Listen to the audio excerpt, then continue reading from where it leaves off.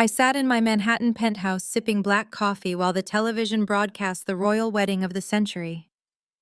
My younger sister Melody was about to marry Prince Harrison of Cordovia.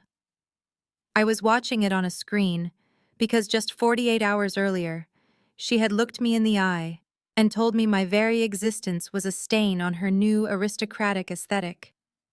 I took another sip of coffee, feeling absolutely nothing for the girl in the white gown. Suddenly, a heavy, sharp knock echoed through my living room.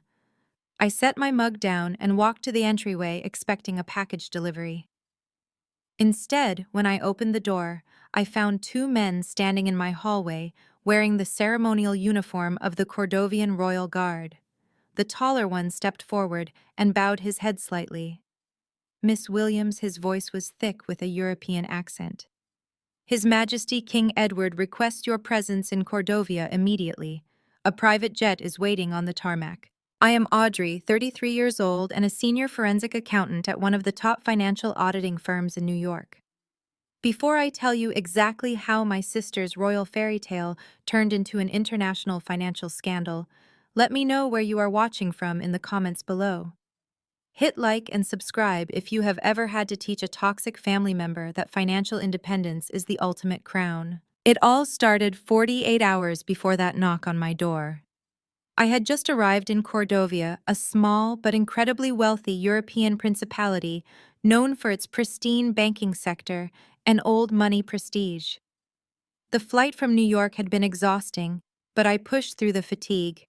I was there to fulfill my duty as the older sister. I checked into the Grand Cordovian Hotel, a sprawling palace of marble and gold leaf that the royal family had entirely booked out for the wedding guests. I was placed in a modest suite on the fourth floor, which was perfectly fine by me. I was unzipping my garment bag, carefully hanging up the tailored navy suit I planned to wear to the rehearsal dinner when my hotel room door flew open. Melody stormed into the room without knocking.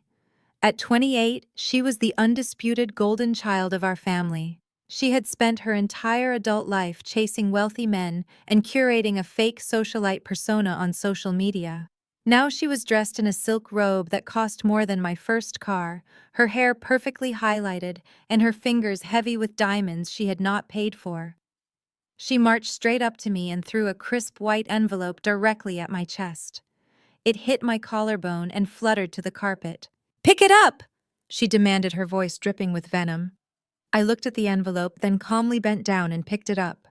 Inside was a one-way economy class ticket back to John F. Kennedy International Airport, departing in 3 hours. I looked back up at her, my expression completely blank. "What is this, Melody?" I asked, keeping my voice perfectly level. "It is your ticket out of my life," she sneered, pacing across the expensive Persian rug. "You are an embarrassment, Audrey. Look at you. You are 33 years old, unmarried, and you spend your entire life staring at spreadsheets. You have no style, no grace, and no understanding of high society. You are socially unfit to be around the people I am marrying into." I stood there absorbing the sheer audacity of her words. I had spent the last decade bailing our parents out of debt, paying for Melody to have nice things, and working 80-hour weeks to build a solid career. My firm actually audited the Central Bank of Cordovia, but I kept my professional achievements quiet because our parents always told me not to overshadow Melody and her pursuit of a good husband. "I am your sister," I said simply. "I flew across the ocean to support you." "I do not want your support!" Melody laughed, a sharp, cruel sound. "I am entering the highest level of European aristocracy.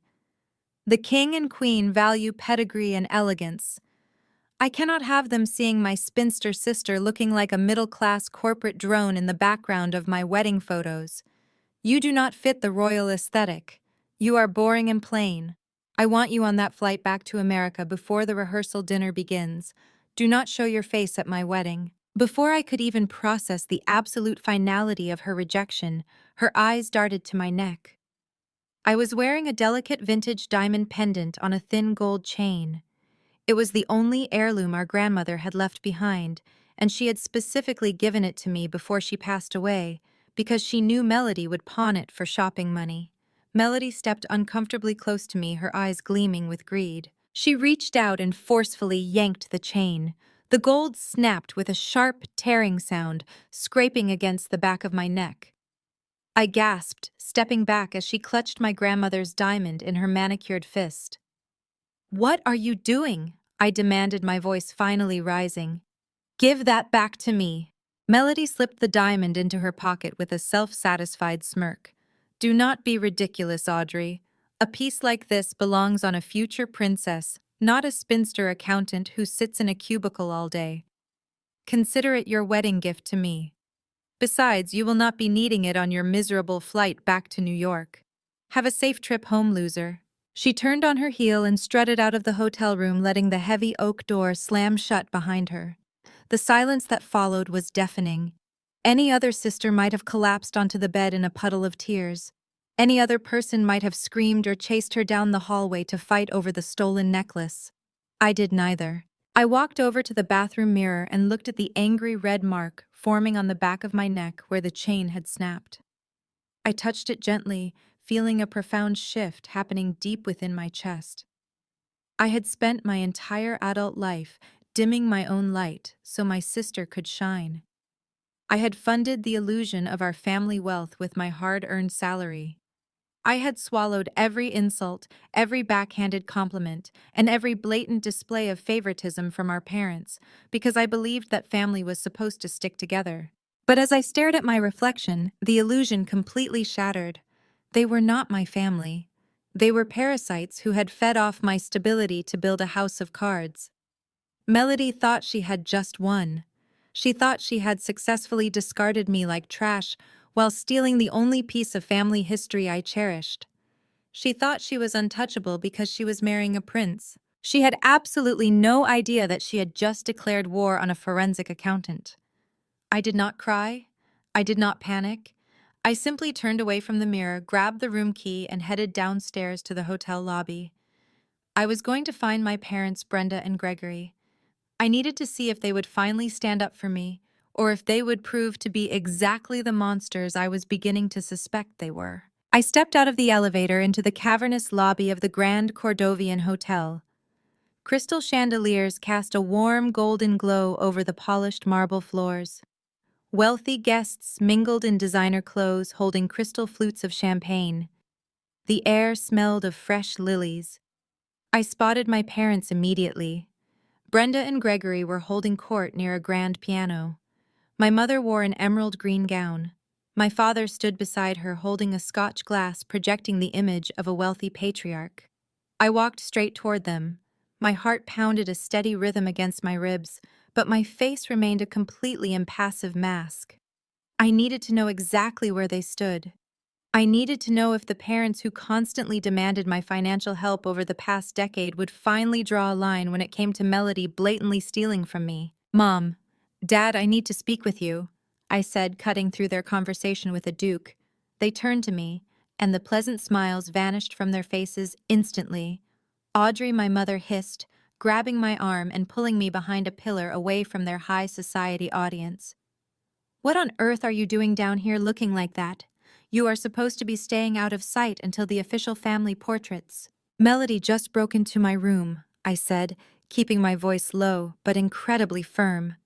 "She threw a return economy ticket at me and explicitly told me I am banned from attending the wedding ceremony. Then she physically ripped grandmother's diamond pendant off my neck and stole it, claiming a princess deserves it more." I waited for the shock to register on their faces. I waited for the parental outrage. I waited for my father to set his expensive drink down and march upstairs to demand the stolen necklace back from his youngest daughter. Instead, my parents exchanged a look that chilled me to my bones. My mother smoothed her gown and let out a sigh of annoyance.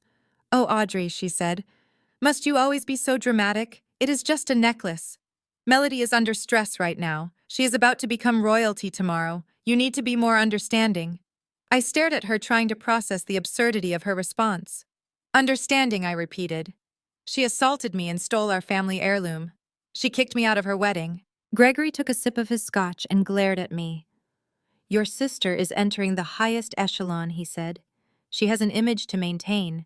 We cannot have you hovering around." Frankly, Audrey, your presence here is a liability. You have always been jealous of your sister. Jealous? I asked, my voice steadying into a calm.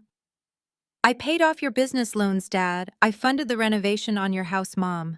I work 80-hour weeks while Melody shops on my dime. There is nothing about her life that makes me jealous. That is the problem, my mother snapped, pointing a finger at me. You are so obsessed with money and work that you have forgotten how to be a supportive sister. You are bitter because no man wants a woman who acts like a human calculator. Melody found a royal prince, and instead of being happy for her, you are trying to ruin her wedding with complaints about a necklace. Go back to your room, pack your bags, and use the ticket she gave you to go home. My father nodded. Go back to your sad little spreadsheets, Audrey. You do not belong here. You never have. We are moving up in the world, and we will not let your bitterness drag us down. Leave this hotel quietly, or I will make sure you regret it. I looked at the two people who brought me into this world.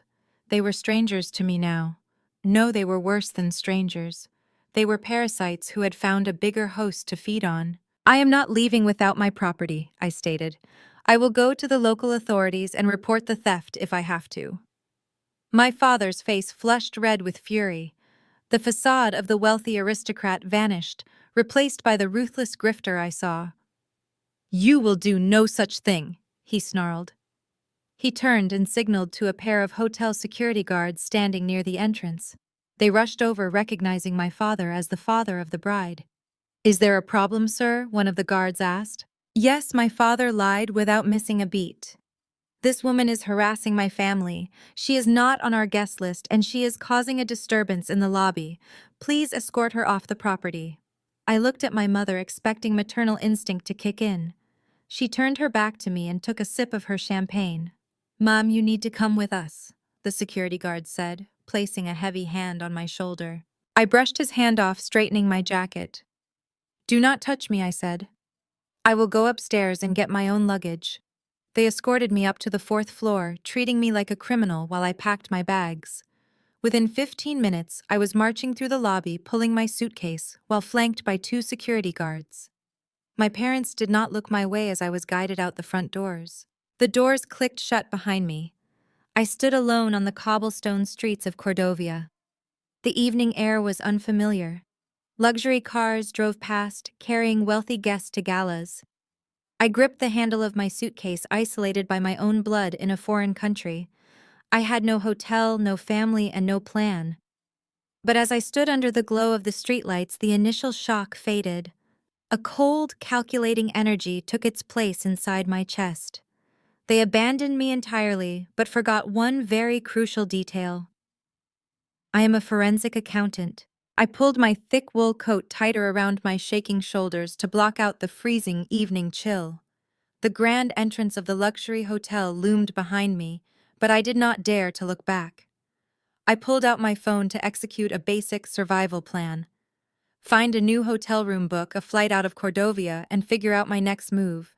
I opened a travel booking application and found a modest business hotel located a few miles away from the Royal District. I selected a standard room and entered my primary credit card information. A red error message flashed across the screen. Transaction declined. Please contact your bank. I frowned. That card had a massive credit limit and a zero balance. I assumed it was an international fraud alert triggered by my sudden location change. I switched to my secondary card, a premium travel card that I used exclusively for overseas expenses. I entered the security code and hit process. The loading wheel spun for a few seconds before another red banner appeared. Declined. A very cold, hard knot formed in my stomach. I stood under a street lamp and opened my digital wallet, selecting a third card.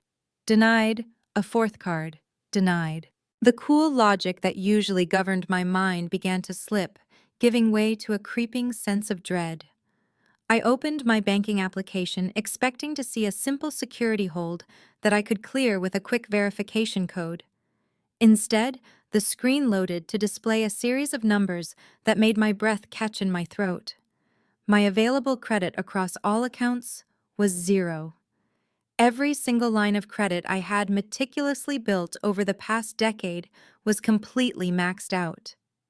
My checking account, which usually held a comfortable safety net, was overdrawn.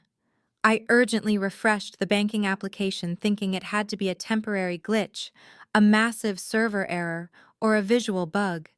The numbers remained unchanged.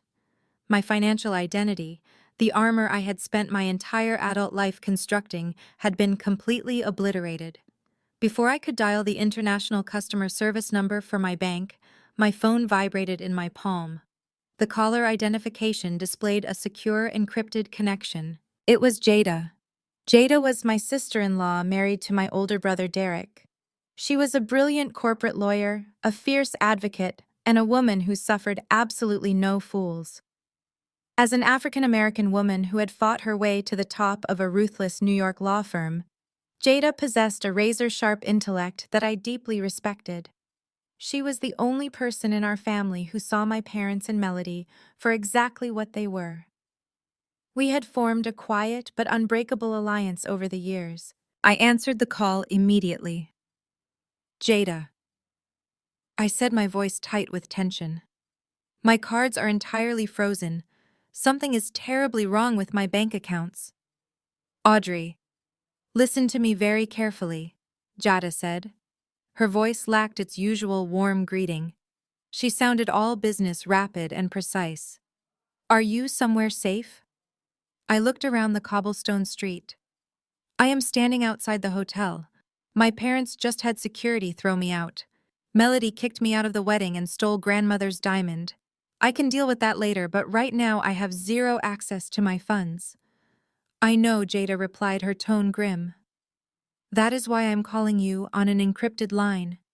I am sitting in my home office surrounded by a mountain of mail that was forwarded from the family estate in Connecticut.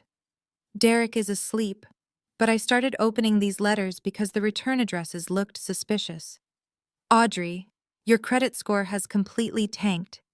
It dropped over 300 points in the last 48 hours. My mind raced trying to process the impossibility of her statement. That makes no sense, Jada. I have zero debt. I pay every statement in full. I have not opened a new account in years. You did not open these accounts, Jada stated flatly. Someone else did. I stood frozen on the sidewalk as luxurious carriages and black town cars rolled past me carrying guests to royal pre-wedding events. What exactly are you looking at, Jada? I asked. I am looking at default notices. Jada explained, the paper rustling over the line. I am looking at massive withdrawal confirmations and warnings from 3 different financial institutions. The mail was routed to your old childhood address at your parents' house. They must have thought you would never see it. But since your father made Derek a secondary contact on the estate management account, a batch of misdirected mail ended up in our mailbox today. I started digging into public financial registries using my firm credentials. Audrey, your identity has been thoroughly compromised. Who would have the information necessary to bypass my security questions? I asked, though the terrifying answer was already forming in my mind. You know exactly who, Jada said softly. Your parents have your social security number, your birth certificate, and all your foundational documents from when you lived at home. They know your maternal grandmother's maiden name. They know your first pet's name. They know every security question answer required to verify your identity. The cold night air suddenly felt suffocating. You are telling me my own parents stole my identity to drain my accounts? I asked, my voice dropping to a whisper. It is worse than just draining your checking account, Audrey, Jada warned. They did not just take your cash. They weaponized your pristine financial background to secure something massive. My legal software is showing a major property lien registered under your name. I need you to stay completely calm and find a secure Wi-Fi connection immediately. I am wiring emergency funds to a secure digital wallet that cannot be traced to your compromised accounts. You absolutely need to get off the cold street right now before they act again. I did exactly as Jada instructed. I walked briskly away from the Grand Cordovian Hotel, putting physical distance between myself and my parents. Down a narrow cobblestone alley, I found a dimly lit 24-hour internet cafe. I bought a black coffee using the emergency digital wallet Jada had just provisioned. The transaction cleared. I took a seat in the corner facing the door and pulled out my laptop. I connected to the secure network and launched an encrypted video call. Jada appeared on my screen immediately. Her office was illuminated only by the glow of her dual monitors highlighting the fierce concentration on her face. She shared her screen pulling up a scanned PDF of a highly sensitive legal document. "Audrey, look at this," Jada said, her voice tight with suppressed anger. "Do you remember the commercial plaza in downtown Boston? The one your grandfather left to you and your parents as joint tenants?" I nodded, scanning the dense legal text. I legally owned a 33% stake, but I had allowed my parents to manage the property and collect the rental income. I never touched a dime of it. "They leveraged it," Jada stated flatly. "They leveraged the entire property, but they needed your signature to do it." Jada zoomed in on the final page of the document. There, sitting clearly on the borrower's signature line, was my name. It was a masterful forgery, matching the precise slant of my handwriting. Next to it was a digital notary stamp verified and sealed 3 weeks ago. "They took out a second mortgage," Jada continued.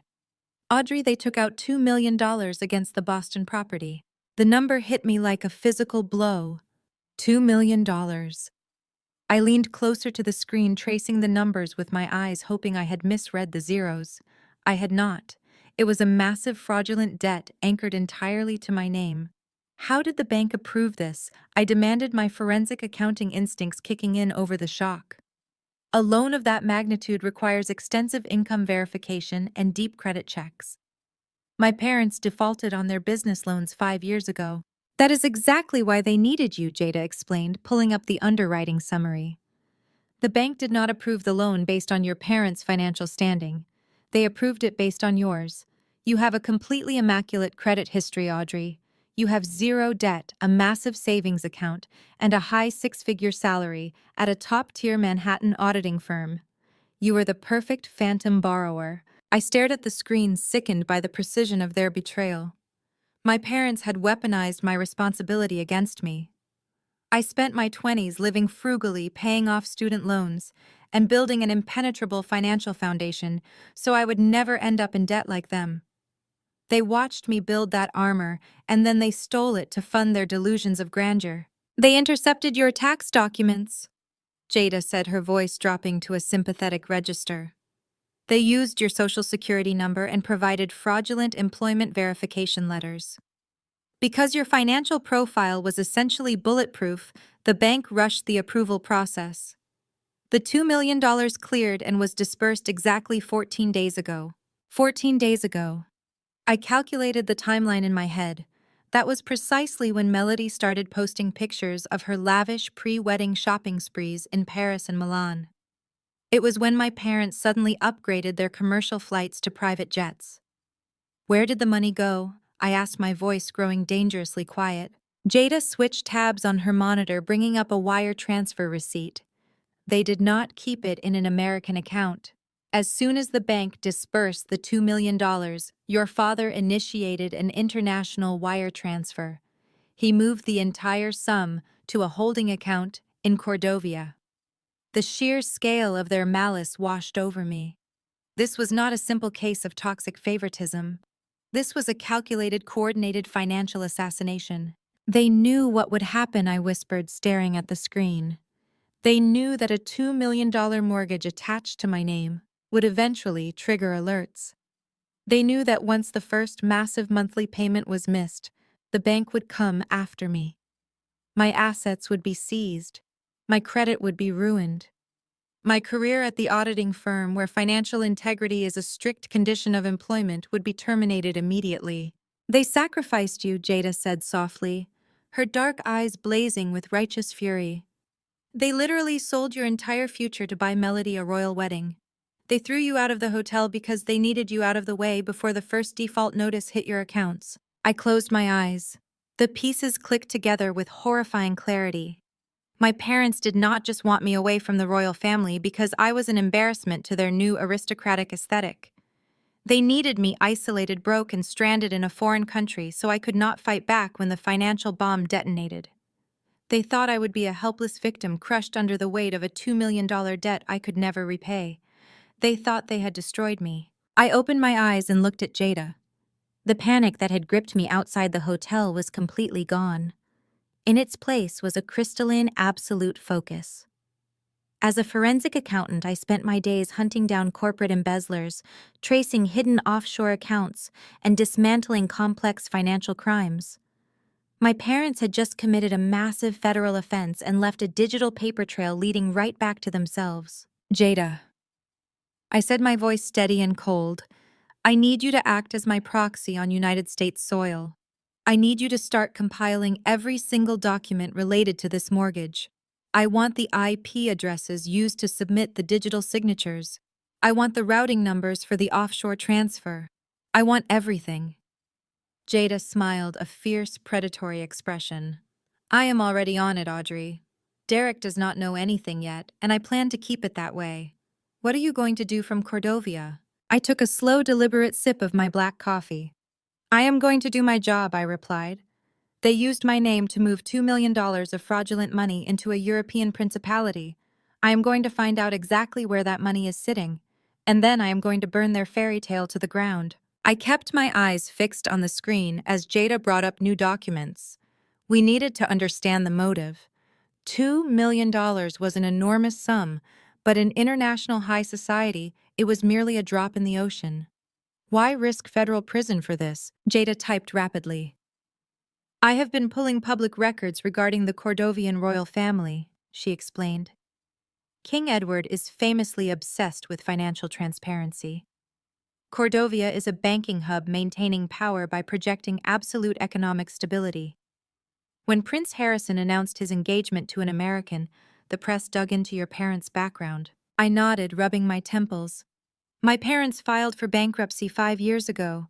They had a history of failed business ventures. The Cordovian vetting process would flag them immediately as opportunists rather than legitimate aristocrats. Exactly, Jada said, highlighting a paragraph. To marry into this royal family, the bride must bring something to the table.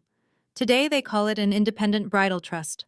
Protocol dictates the bride's family must establish a trust to prove she is not marrying the prince for his money. It is a demonstration of generational wealth. I stared at the screen as the horrifying reality set in. They needed a bridal trust to prove Melody was an old money American heiress, I said. They needed to show King Edward that Melody came from a family of substantial independent wealth. Jada pulled up a leaked article from a Cordovian Society magazine. The headline praised Brenda and Gregory for their generous contribution to the royal estate. The article claimed that Melody was the beneficiary of a historic family trust, fundamentally securing her status as a wealthy socialite. They did not have $2 million? I stated, my voice eerily calm. They did not have $200,000, so they stole my financial identity to create a fake dowry. They hijacked your entire life, Audrey, Jada said softly. They took your pristine credit score, your 80-hour work weeks, and your immaculate financial standing. They packaged your stability into a neat little box and used it to buy Melody a crown. I leaned back in the plastic chair. The sheer scale of their delusion was staggering. My parents spent their lives pretending to be wealthier than they were. They drove leased luxury cars they could not afford. But this was a different level of fraud. They were defrauding a sovereign nation. They were lying to a monarch. Look at the structure of this trust, Jada said, bringing up a routing document. They routed the stolen mortgage funds through a holding company in the Cayman Islands before landing it in a Cordovian private bank. They set it up to look like a mature generational wealth fund, maturing just in time for the wedding. I examined the routing numbers. The meticulous nature of the fraud was disgusting. Gregory had always fancied himself a brilliant businessman, but he was nothing more than a cheap con artist. He had orchestrated a complex financial crime just to validate his favorite daughter's narcissistic fantasies. They sold me, I whispered. It was a literal transaction. My parents evaluated my worth, calculated my credit limit, and traded my future for Melody's royal title. They knew I would face criminal investigations for defaulting on a massive mortgage. They knew I would lose my professional licenses. They knew I would be ruined. And they did it anyway. Jada let out a heavy sigh. I have reviewed the legal implications, Audrey. The moment the first mortgage payment bounces, the bank will initiate foreclosure on the Boston property. Because your signature is on the loan, they will aggressively pursue your personal assets. They will freeze your checking accounts, garnish your wages, and the auditing firm will fire you the second they see a defaulted loan. I know, I said. My mind was mapping out the blast radius. But they made one fatal mistake, Jada. They assumed I would play the role of the obedient victim. They assumed I would be too embarrassed to fight back. They thought I would quietly absorb the ruin just like I always absorbed their insults. Jada's eyes flashed with fierce approval. What is our next move? I need you to dig deeper into that offshore holding company, I instructed. Gregory is not smart enough to build a clean shell company from scratch. He bought an off-the-shelf corporate entity to route the money. I need to know exactly which entity he used and who else is using it. I need ammunition that hits harder than identity theft. I will run a full diagnostic on the Cayman routing numbers, Jada promised. I will find out exactly where that money touched before it landed in Cordovia. Do it, I said. And Jada, keep Derek out of this. He has always been a coward when it comes to his parents. If he finds out what we are doing, he will warn them instantly and ruin our entire strategy. Jada scoffed, her expression hardening. My husband has been turning a blind eye to your parents' toxicity for years. I am done covering for his weakness. You have my word, Audrey. This stays between us. I ended the call and closed my laptop. The internet cafe was completely empty. Outside, the cobblestone streets were quiet. The distant glow of the royal palace illuminated the night sky. Inside, my sister was likely sleeping in silk sheets, dreaming of her wedding. My parents were likely toasting to their grift, believing they had secured their place in high society. They thought they had buried me. They thought throwing me out onto the street was the end of the story. They drastically underestimated the wrath of a woman who had nothing left to lose. I gathered my coat and stepped back out into the freezing Cordovian night. The time for crying was over. I was going to permanently rip the fake crown right off my sister's incredibly greedy head. I walked down the quiet cobblestone street, pulling my suitcase behind me. The freezing night air bit at my cheeks, but the cold kept my mind remarkably sharp. I needed a secure base of operations immediately. My phone buzzed in my pocket, signaling an incoming notification. It was a secure alert from the digital wallet application Jada had instructed me to download. A transfer of $10,000 had just cleared. It came directly from the private personal account, completely separate from any joint finances she held with my brother Derek. She had acted with lightning speed, providing me the ammunition I needed to survive the night. I checked the map on my phone, scanning the outskirts of the city. I bypassed every luxury resort and boutique inn, searching for something completely off the radar. 3 miles away from the glittering Royal District, I found it. A small, independent motel tucked behind a commercial transit depot. It was exactly what I needed. An anonymous concrete building that catered to cargo drivers and budget travelers. No valet, no concierge, and absolutely no connection to the high society circles my parents were currently infiltrating. I hailed a passing city cab and paid the driver in cash using the ATM withdrawal I had just made with the emergency funds. We drove away from the palace lights, plunging into the utilitarian sector of Cordovia. The cab dropped me off in front of a flickering neon sign. I walked into the cramped lobby and paid for a room using a prepaid card I set up through the digital wallet. The desk clerk did not ask for a passport or ask any questions.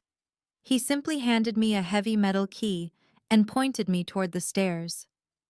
The room was aggressively bare.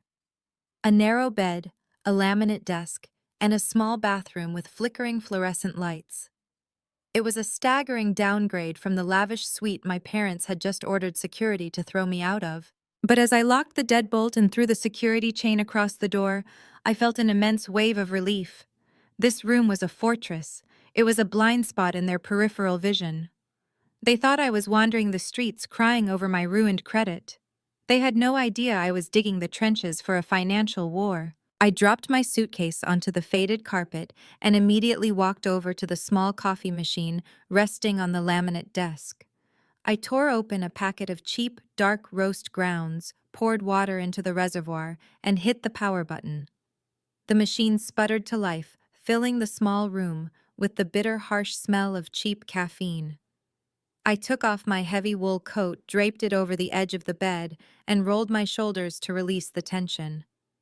I pulled my laptop out of my bag and set it squarely in the center of the desk. The machine booted up with a soft hum. I poured the black coffee into a paper cup and took a long, scalding sip. The heat seared my throat, grounding me entirely in the present moment.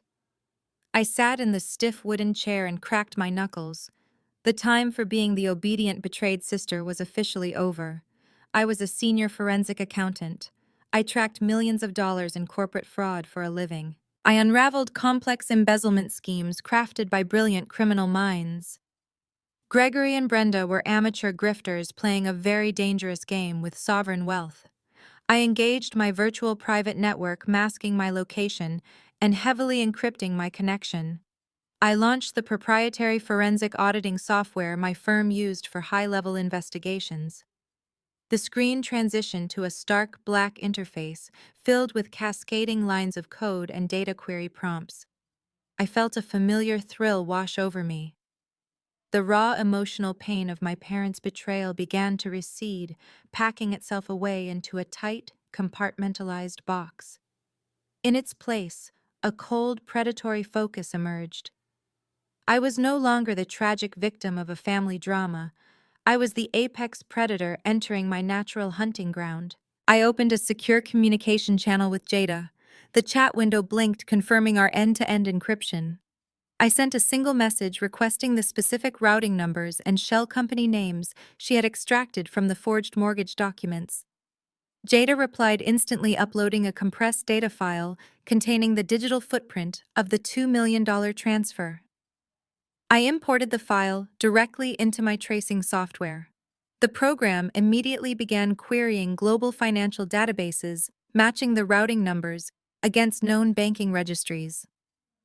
I watched the screen as the stolen funds began to map themselves out visually. The $2 million had originated from the Boston bank where my parents forged my signature. From there, it bounced to a clearinghouse in Delaware. That was standard procedure. But the next jump was where the fraud became blatant. The money hit a corporate entity registered in the Cayman Islands under the name Apex Holdings International. I highlighted the entity name and ran a deep background check using European financial registries. Gregory had purchased this shell company explicitly for the wedding deception. He needed an offshore vehicle to wash the money, making it appear as though the funds had been maturing in a generational trust rather than freshly borrowed against stolen property. The audacity of his plan was almost laughable. He actually believed that routing stolen mortgage funds through a generic island shell company would be enough to fool the Cordovian royal treasury. I took another sip of black coffee, mapping the final leg of the journey. The money moved from the Cayman Islands directly into the elite private banking sector of Cordovia, resting in an escrow account designated for Melody and her royal bridal trust. It was a neat little package waiting to be presented to King Edward as proof of her aristocratic pedigree. But they left massive digital fingerprints everywhere. The digital fingerprints were glowing on my screen, a perfect trail of breadcrumbs leading straight to a federal indictment. I was just about to run a cross-reference on the Cayman Islands holding company when my cell phone vibrated violently against the laminate desk. I ignored it. I was in the zone, tracing the fraudulent money transfer my parents orchestrated to buy Melody her royal title. The phone vibrated again. Then a continuous, relentless buzzing rattled the cheap plastic casing against the wood.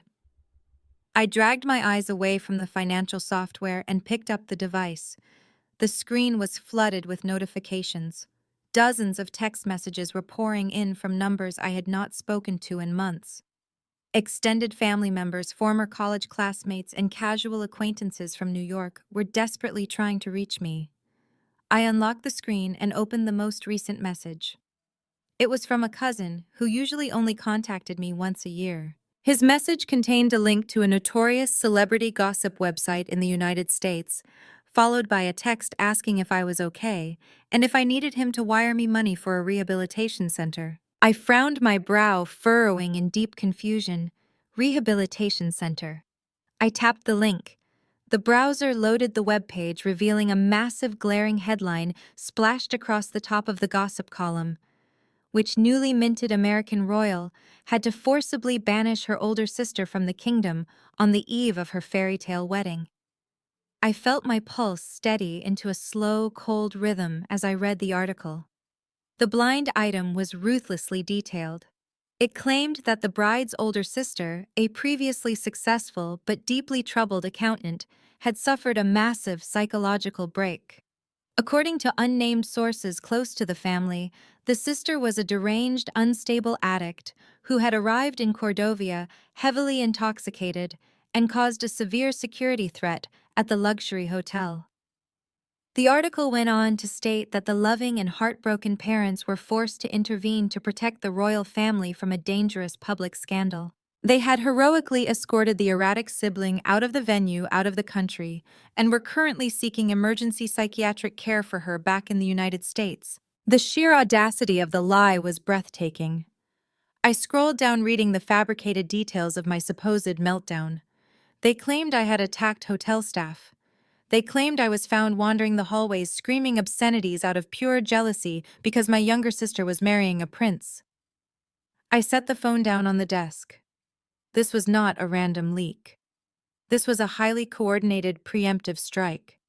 Melody and my parents had hired a ruthless public relations crisis team to control the narrative of my sudden absence from the royal wedding. They knew that people would ask questions when the bride's only sister failed to appear in the official photographs. Instead of telling the truth, which was that Melody thought my middle-class aesthetic was an embarrassment, they decided to utterly annihilate my character. By painting me as a dangerous, unstable addict, they accomplished two things simultaneously. First, they provided a perfectly sympathetic excuse for my absence, making Melody look like a tragic victim burdened by a broken family member. Second, they completely discredited me. If I tried to speak out about the stolen $2 million mortgage or the stolen diamond necklace, no one would believe me. The media would simply write off my accusations as the paranoid delusions of a jealous, deranged addict. My phone chimed again. This time it was an email alert. Then another text. I watched the notifications pile up. A message from my aunt asking if I was safe. A direct message on social media from a high school friend offering to pray for my recovery. The social sabotage was absolute and devastating. My parents were systematically burning my entire reputation to the ground to ensure their fraudulent house of cards remained standing. They were isolating me socially, just as they had isolated me financially. I picked up my phone and opened the secure chat window with Jada. Before I could type a word, a message from her popped up on the encrypted screen. Jada wrote telling me she had just seen the tabloid articles hitting the American news cycles. She warned me that the story was gaining massive traction online because the public was currently obsessed with the Cordovian royal wedding. Any drama associated with the bride was instant viral gold. I typed a response to Jada telling her I was reading the exact same garbage. I asked her if Derek had seen it. Jada replied that my brother was currently pacing their living room fielding calls from horrified relatives who wanted to know if I was truly locked away in a psychiatric ward. Jada told me she was letting Derek handle the panic while she continued securing the offshore financial documents. She asked me how I was holding up under the character assassination. I looked away from the phone and stared at my reflection in the dark window of the cheap motel room. A normal person would have posted a frantic, tearful video online trying to defend themselves against the vicious lies. A normal person would have called their parents begging them to tell the truth. But I was done acting like a normal person dealing with a normal family. I typed a single sentence back to Jada telling her I was perfectly fine. I closed the chat application and placed my phone face down on the laminate desk, shutting out the digital noise of the smear campaign. The tabloids could call me a deranged addict all they wanted. My extended family could whisper about my tragic downfall. Public opinion was a fragile, fleeting thing, but forensic accounting data was permanent. My parents thought they could silence me by destroying my social standing. They failed to realize that by severing every emotional and social tie I had left to the family, they had just removed my final restraints. There was no guilt left. There was no hesitation. The public relations smear campaign was the last nail in the coffin of my loyalty. I turned my attention back to the glowing lines of code on my laptop screen. The offshore shell company routing the stolen $2 million was still waiting to be unraveled. I highlighted the next block of financial data, cracking my knuckles as I prepared to dig deeper into the transaction history. Let them spin their fairy tale to the press. Let Melody play the heartbroken bride. I was going to let them build their lie as high as possible before I kicked out the foundational pillars. The digital trail was undeniable, and I was going to follow it straight into the heart of their royal deception. I had just initiated a trace on the offshore shell company when my laptop screen flashed with an incoming secure call. It was not Jada. The caller identification displayed the private office number of my managing partner at the Manhattan auditing firm. His name was Mr. Campbell. I stared at the flashing incoming call notification for a few seconds. My firm was notoriously strict about public image. We handled high-level forensic accounting for federal agencies and international central banks. I knew exactly what this call was about. The tabloid poison had crossed the Atlantic and seeped into my professional life. I adjusted my posture, took a deep breath, and clicked the answer button. Audrey, my managing partner said. His voice was completely devoid of its usual warm professionalism. It sounded strained and deeply uncomfortable. I am sorry to call you on an encrypted channel so late at night, but we have a critical situation. Good evening, Mr. Campbell, I replied, keeping my tone perfectly measured. I assume this is regarding the media circus surrounding my sister's wedding. There was a heavy sigh on the other end of the line. Yes, Audrey, it is. The partners and I have been flooded with alerts from our risk management department over the past 2 hours. The articles circulating online are highly damaging. They are claiming you had a severe psychological episode and that you are struggling with serious addiction issues resulting in your forced removal from Cordovia by royal security. Those articles are entirely fabricated, I stated firmly. My parents and my sister orchestrated a preemptive public relations smear campaign to cover up the fact that they uninvited me to the wedding. I can undergo any drug testing or psychological evaluation the firm requires immediately upon my return to New York. I believe you, Audrey, Mr. Campbell said, and he actually sounded sincere. You have been one of our most brilliant and reliable forensic accountants for years. Your track record is spotless. But belief is not the issue here. The issue is liability and security clearance. I stayed silent, waiting for the inevitable blow. I knew how corporate risk management worked. Truth was secondary to optics when billion-dollar government contracts were on the line. Our firm audits the Central Bank of Cordovia.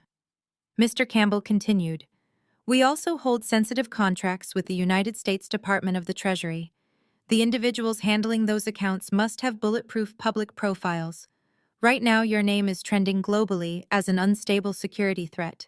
The optics are catastrophic. We cannot risk our government clients pulling their contracts because one of our senior accountants is embroiled in a massive international tabloid scandal. I understand, I said. The cold logic of the corporate machine was familiar to me. What is the board deciding? Effective immediately, you are suspended pending a full internal investigation, Mr. Campbell announced. It is an administrative suspension without pay. Your corporate access credentials, your email, and your database logins will be restricted within the hour. We need to let the media storm die down and conduct a thorough background check before we can even discuss reinstating you. I am incredibly sorry, Audrey. I know how hard you have worked for your position. Do what you have to do. Mr. Campbell, I replied. I will handle my family situation and clear my name. He wished me luck and disconnected the call. The screen went black. A moment later, a notification popped up on the corner of my monitor indicating that my remote connection to the firm's primary servers had been terminated. I leaned back in the stiff wooden chair of my cheap motel room, letting the silence wash over me. The execution of their plan was brutally effective. My parents and Melody had systematically targeted every single pillar of my existence. They had taken a sledgehammer to my entire reality to build a fake throne for my sister. They wanted to ensure I was so thoroughly crushed, so completely isolated and powerless, that I could never pose a threat to their aristocratic illusion. 24 hours ago, I had a pristine credit score, a massive savings account, a respected career, and a family I thought I was supposed to protect. Now I had absolutely nothing. My family ties were permanently severed. My financial identity was stolen and leveraged for a $2 million fraudulent loan. My personal reputation was annihilated on a global scale. My career, the one thing I had built entirely on my own merit, was suspended indefinitely. But as I stared at the disconnected server notification on my screen, I did not feel panic. I did not feel the crushing weight of despair that my family was counting on. Instead, I felt a profound, icy sense of liberation. They made one catastrophic miscalculation. By stripping away my career, my finances, and my social standing, they removed every single thing I had left to protect. They took away my fear of losing my job. They took away my fear of public embarrassment.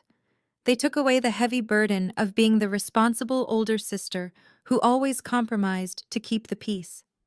I was no longer a corporate employee bound by strict professional codes of conduct. I was a highly trained financial investigator with a severed connection to the corporate world and a massive score to settle. Furthermore, they underestimated my foresight. The moment I saw the tabloid articles online, I knew my firm would be forced to suspend my access. Corporate risk management is entirely predictable.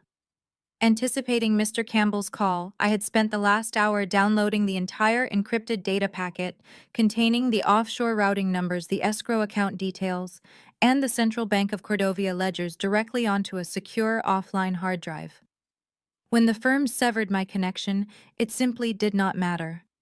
The door was locked, but I was already inside. I held the digital smoking gun in my physical possession. I unplugged the hard drive and held it in my palm, feeling the weight of the data. My parents thought they had buried me alive. They thought I would cower in the shadows, too ashamed of the addict label to show my face in public. They thought I would quietly absorb the financial ruin and let them walk away with stolen millions and a royal title. They were wrong. I placed the hard drive back on the desk and opened a new blank document. It was time to start drafting the final execution order. The blank document on my screen was a canvas for absolute destruction.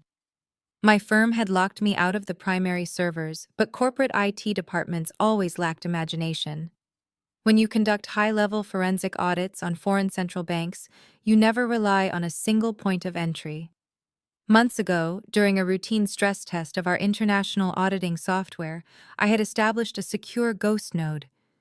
It was a completely invisible backdoor clearance designed to maintain continuous monitoring of offshore ledgers in the event of a catastrophic system failure. Mr. Campbell thought he had revoked my access, but he only closed the front door. I was already sitting in the basement. I typed a sequence of override commands into my terminal. The screen flashed blue, confirming my ghost node was active and completely undetected by the firm's network administrators. I had unrestricted, unfettered access to the deepest financial archives of the Central Bank of Cordovia. And better yet, I had unlimited time. My suspension meant no morning briefings, no client consultations, and no billable hours to log. My parents intended to strip away my livelihood to render me helpless. Instead, they handed me the greatest weapon an investigator could ask for: uninterrupted total focus. I began by setting up a chronological timeline of the $2 million fraud. I needed this dossier to be so airtight, so mathematically absolute, that neither a royal decree nor a slick public relations team could ever dismantle it. I opened the file Jada had sent me containing the original fraudulent mortgage agreement. The digital signature on the document was a perfect visual replica of my own. But visual perfection means nothing in digital forensics. I extracted the metadata embedded in the signature file. Every digital action leaves a footprint. I ran the metadata through a geolocation decryption tool. Within seconds, the software returned a highly specific Internet Protocol address. I cross-referenced that IP address with public utility records. It matched the exact broadband router installed at my parents' sprawling estate back in the United States. The digital signature was stamped at 2:14 in the afternoon on a Tuesday. I pulled up my own work logs from that exact date and time. I was sitting in a boardroom in Manhattan, presenting a quarterly risk assessment to a group of banking executives. There were 12 witnesses and a signed security log proving I was hundreds of miles away when my signature was allegedly applied to that mortgage. The foundation of their fraud was already crumbling. Next, I moved to the money. I needed to trace the exact route the stolen funds took from the Boston Bank to the Royal Escrow account. I mapped the first wire transfer. Gregory had moved the $2 million from the fraudulent loan account into a temporary holding account in Delaware. From there, the money was wired internationally to Apex Holdings International, a shell corporation registered in the Cayman Islands. I deployed a tracing algorithm to penetrate the corporate veil of Apex Holdings. My parents were arrogant, but they were severely technologically illiterate. They assumed offshore banking meant absolute secrecy. They failed to realize that global anti-money laundering regulations require every transaction to generate a unique tracking node. I followed the digital nodes. The data showed that Apex Holdings was not an isolated entity. It was part of a sprawling network of ghost companies that had been flagged multiple times by international financial watchdogs. My father had not just laundered the stolen money. He had routed it through a known criminal syndicate to wash it clean before sending it to the Cordovian Royal Treasury. I breached the Central Bank of Cordovia ledger using my ghost node clearance. The royal family prided themselves on transparency, requiring all incoming dowry trusts to be held in a heavily monitored escrow account until the marriage was officially consummated. I queried the database for Melody's bridal trust. The ledger materialized on my screen. There it was, $2 million sitting in an aristocratic holding fund waiting to validate my sister's fake pedigree. I cross-referenced the incoming wire transfer to the royal escrow with the outgoing wire transfer from Apex Holdings.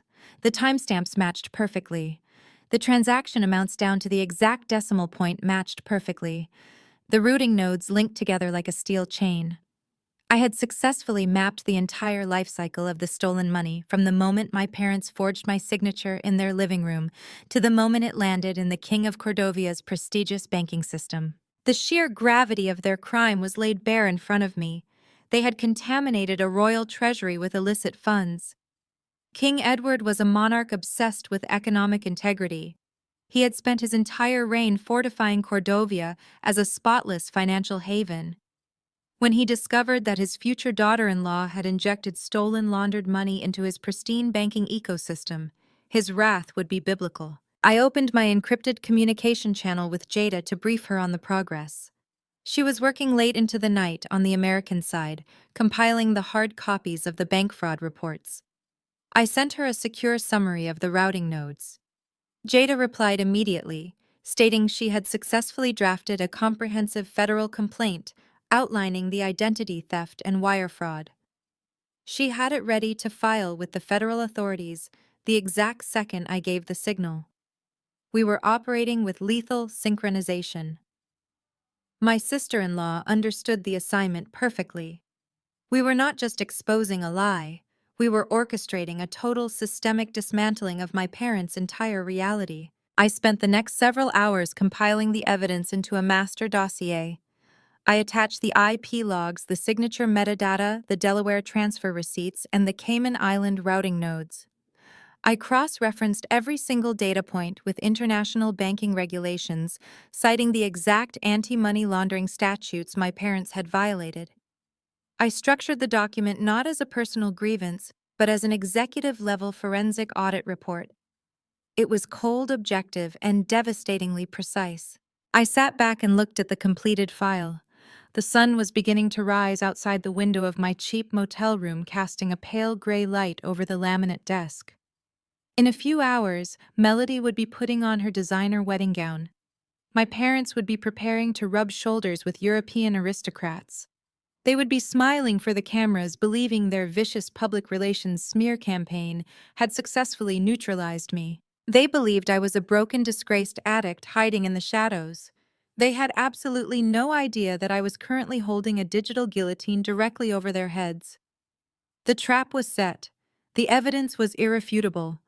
I saved the master dossier to a secure encrypted cloud server and closed my laptop. It was time to get dressed. I had a royal wedding to attend. I had just stood up to grab my tailored navy suit from the narrow motel closet when a sharp metallic chime erupted from my laptop speakers. I froze.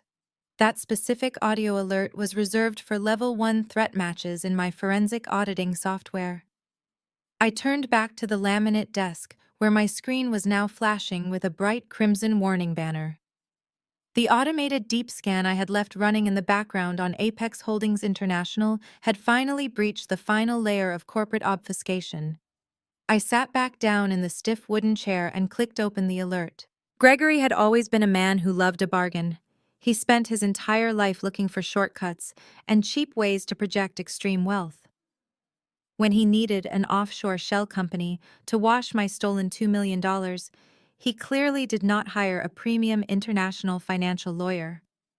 He bought an off-the-shelf corporate entity from a shady online broker to save a few $1,000s. That relentless cheapness was about to be his total undoing. The software had finished cross-referencing the corporate registration numbers of Apex Holdings against global law enforcement databases. The results cascading down my screen were breathtaking. Apex Holdings International was not just a generic tax haven used by wealthy businessmen to avoid capital gains. It was a primary laundering hub for a massive international criminal syndicate. My eyes scanned the scrolling text, pulling data directly from shared international policing servers. The entity was currently under active joint investigation by the Federal Bureau of Investigation in the United States and Interpol in Europe.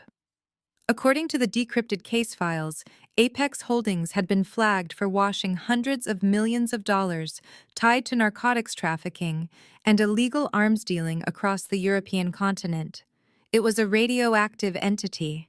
Financial institutions across the globe had it placed on a strict black list. Gregory, in his infinite arrogance and staggering financial ignorance, had taken $2 million of stolen American mortgage funds and shoved it directly through a known criminal artery. He was completely oblivious to the fact that he was utilizing a banking channel actively monitored by federal agents. He thought he was playing the role of a sophisticated international aristocrat, but he had essentially walked into a bank vault covered in glowing neon paint. I immediately reopened my secure communication channel with Jada. The sun was rising in Cordovia, but it was the middle of the night in New York. I knew she would still be awake preparing our legal counterstrike. I sent her an urgent priority ping. She answered the encrypted video call within seconds, looking sharp and entirely focused despite the late hour. Jada, I said, leaning close to the screen. You need to pull up the federal court dockets right now. Run a search for Apex Holdings International. I watched her face as she rapidly typed the query into her legal database.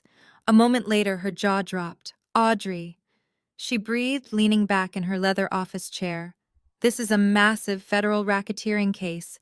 The FBI has been building a profile on this specific shell company for the last 18 months. They have active wiretaps and financial tracking nodes monitoring every single cent that moves in and out of their Cayman accounts. They monitored the transfer. I confirmed, my voice cold and steady. When Gregory wired the $2 million from the Delaware clearinghouse into Apex Holdings, he tripped a massive federal wire alarm. And when he moved that money from Apex Holdings directly into the Cordovian Royal Escrow account, he did something infinitely worse. Jada nodded slowly, realizing the full catastrophic scale of my parents' blunder. He connected an active international criminal syndicate directly to the Cordovian crown. Exactly, I said. King Edward has spent 30 years building Cordovia into a pristine, flawless banking sanctuary.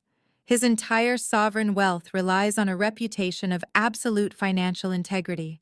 He refuses to do business with anyone carrying even a hint of illicit activity. Now his future daughter-in-law has just injected $2 million of active cartel-linked dirty money straight into his royal treasury. The political and economic implications were staggering. If the international press discovered that the Cordovian royal family was accepting funds from an Interpol-flagged shell company, it would trigger a global banking crisis for the principality. King Edward's pristine economy would face crippling international sanctions. My parents had not just committed identity theft against their older sister, they had unknowingly orchestrated an act of financial terrorism against a sovereign nation. This changes the entire strategy, Jada said, her eyes gleaming with predatory excitement. We are no longer just filing a civil suit for mortgage fraud and identity theft. Gregory and Brenda have just walked themselves into a federal money laundering indictment. The moment they step foot back on American soil, the FBI will be waiting for them. And Melody loses everything I added. The royal family will not just annul the marriage to protect their image. King Edward will obliterate her to protect his national security. The moment he sees the Interpol red notices attached to her dowry trust, he will treat her as an active threat to the crown. There will be no quiet divorce. There will be an absolute brutal severing. I extracted the Interpol red notices and the FBI case file numbers from my forensic software. I embedded the raw law enforcement data directly into the master dossier. I placed the criminal syndicate connections on the very first page, ensuring it would be the first thing the Cordovian Ministry of Finance saw when they opened the file. I highlighted the exact moment the dirty money entered the royal escrow account, providing the exact transaction hashes required for the royal guards to seize the funds immediately. The dossier was no longer just an audit, it was a digital explosive device. I locked the final encrypted file and secured it on my offline drive. The trap was now fully weaponized. I closed my laptop and stood up from the desk. The morning light was pouring through the thin curtains of the motel room, illuminating the dust motes dancing in the air. I walked over to the closet and retrieved my tailored navy suit. I dressed with meticulous care, fastening each button with absolute precision. I tied my hair back into a sleek, severe style, ensuring not a single strand was out of place. I looked at my reflection in the small bathroom mirror. The woman looking back at me was not a victim. She was not a discarded sibling or a jealous spinster. She was the architect of their total destruction. I picked up the encrypted hard drive containing the Interpol files, the forged mortgage documents, and the digital execution order for my family. I slipped it into the inner pocket of my blazer. I grabbed my room key and walked out the door, stepping into the crisp morning air. The royal wedding was about to begin, and I had a spectacular gift to deliver. While I was securing a private car to take me from the utilitarian outskirts of the city directly into the heavily fortified royal district, Jada was executing the domestic phase of our operation thousands of miles away in Boston. The morning sun had barely crested the skyline on the East Coast when she marched through the heavy glass doors of the financial institution that had authorized my fraudulent $2 million mortgage. Jada did not just walk into a room, she commanded it. Wearing a razor-sharp charcoal suit and carrying a pristine leather briefcase, she bypassed the teller line entirely and approached the executive reception desk. She dropped a stack of legal documentation onto the polished marble counter with a resounding thud. She demanded to see the branch manager immediately. The receptionist attempted to stall, offering corporate platitudes, but Jada slid her senior partner business card across the desk, followed by a drafted but unfiled federal complaint. The receptionist took one look at the bold red lettering indicating massive financial negligence and practically ran to fetch her superior. Within 3 minutes, a sweating branch manager named Mr. Caldwell ushered Jada into his glass-walled office. He attempted to offer her coffee, but Jada cut him off, raising a single hand to stop his pleasantries. Jada did not mince words. She informed him that his branch had just authorized a $2 million second mortgage using stolen identity metrics and forged digital signatures. She explained with ruthless legal precision that the funds had already been wired offshore directly into a blacklisted Cayman Islands shell company currently monitored by federal agents. Mr. Caldwell turned the color of wet ash. He scrambled to his computer, frantically pulling up my account file. He tried to defend his loan officers, claiming the underwriting software had verified my credit score, and the signers had provided appropriate identification. Jada smiled a cold, terrifying smile. She leaned across his desk and informed him that his bank had spectacularly failed basic Know Your Customer compliance laws. She told him that if he did not provide the physical security footage of the signing room from that specific Tuesday afternoon, she would hold the bank legally liable as co-conspirators in an international money laundering scheme. She promised to bury the institution in so much federal litigation they would be paying punitive fines for the next decade. Mr. Caldwell completely broke under the pressure. He picked up his desk phone, called his security director, and ordered him to extract the localized camera feeds immediately. Jada sat in his office and watched the high-definition video play out on his monitor. The footage was crisp and absolutely undeniable. There, sitting at the loan officer's desk, were my parents, Brenda and Gregory.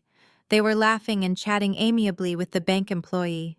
Gregory handed over a tablet with my forged digital signature, while Brenda produced a falsified power of attorney document that the lazy underwriter completely failed to verify.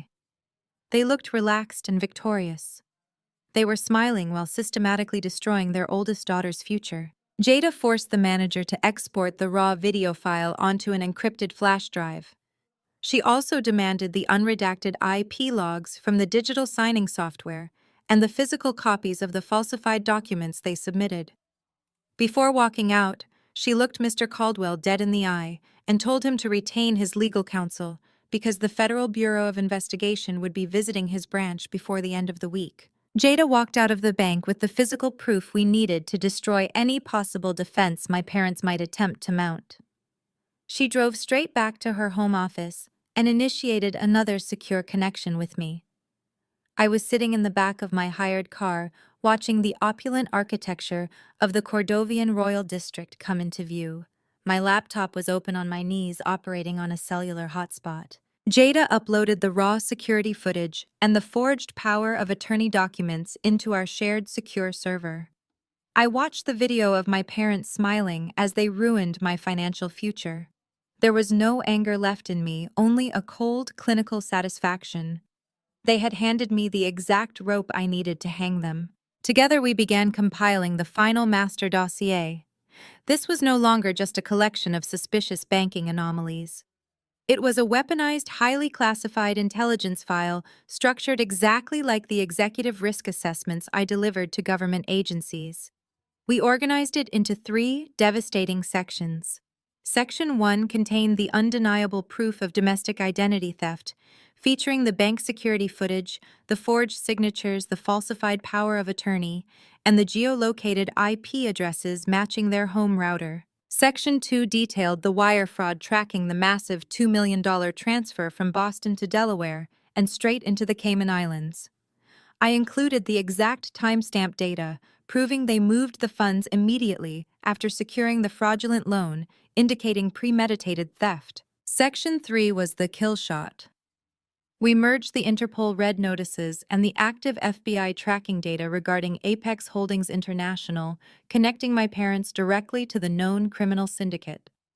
We layered the routing nodes to prove beyond a shadow of a doubt that this radioactive dirty money was currently sitting in the pristine royal escrow account of the Cordovian Central Bank, intended to be used as Melody's dowry. We sealed the entire dossier with military-grade encryption. It was airtight, undeniable, and legally lethal. I formatted the summary page to highlight the immediate threat to the Cordovian economy, knowing that King Edward and his financial ministers would read it with absolute horror. My parents had spent their entire lives treating me like a disposable asset, prioritizing their golden child at my expense. They assumed my silence was a sign of weakness. Now they were going to learn that a disposable asset can become a highly unstable explosive. I closed my laptop and looked out the window. The grand spires of the royal palace were looming ahead, and the trap was perfectly primed. The grand spires of the royal palace were looming ahead, and the trap was perfectly primed. The hired car dropped me off back at my obscure motel, just as the sun began to crest over the Cordovian horizon. I paid the driver in cash and walked up the concrete stairs to my room. Today was the day. The entire Principality of Cordovia was waking up in a state of euphoric anticipation. Royal banners fluttered from every street lamp, and the distant sound of cathedral bells began to ring out across the capital. It was a national holiday, a fairy tale broadcast to millions around the globe. Miles away inside the impenetrable walls of the Grand Cordovian Hotel bridal suite, my sister Melody was living her ultimate fantasy. I did not need to be in the room to know exactly how the scene was unfolding. She would be draped in a custom silk robe surrounded by a small army of European stylists and makeup artists. Crystal flutes of vintage champagne would be flowing freely. My parents Brenda and Gregory would be hovering nearby, intoxicating themselves on the sheer opulence of it all. Gregory was likely adjusting his bespoke tuxedo, practicing the patronizing smile he planned to flash at the paparazzi. Brenda was probably standing behind Melody in front of a gilded mirror, weeping tears of absolute triumph. They believed they had executed the perfect crime. They believed they had successfully excised their problematic older daughter and secured a lifetime of unassailable aristocratic privilege. Melody would be staring at her own reflection, admiring the stolen diamond pendant resting against her collarbone, completely oblivious to the fact that her entire reality was built on a foundation of radioactive federal felonies. She was preparing to walk down the aisle wrapped in a delusion of grandeur, assuming her path to the throne was completely clear. The contrast inside my cramped motel room was absolute. There was no champagne and no silk. There was only the harsh fluorescent light of the bathroom seeping into the main room, the smell of stale air conditioning, and the rhythmic hum of my laptop cooling fan. I sat at the chipped laminate desk, wearing the same clothes I had been wearing for hours.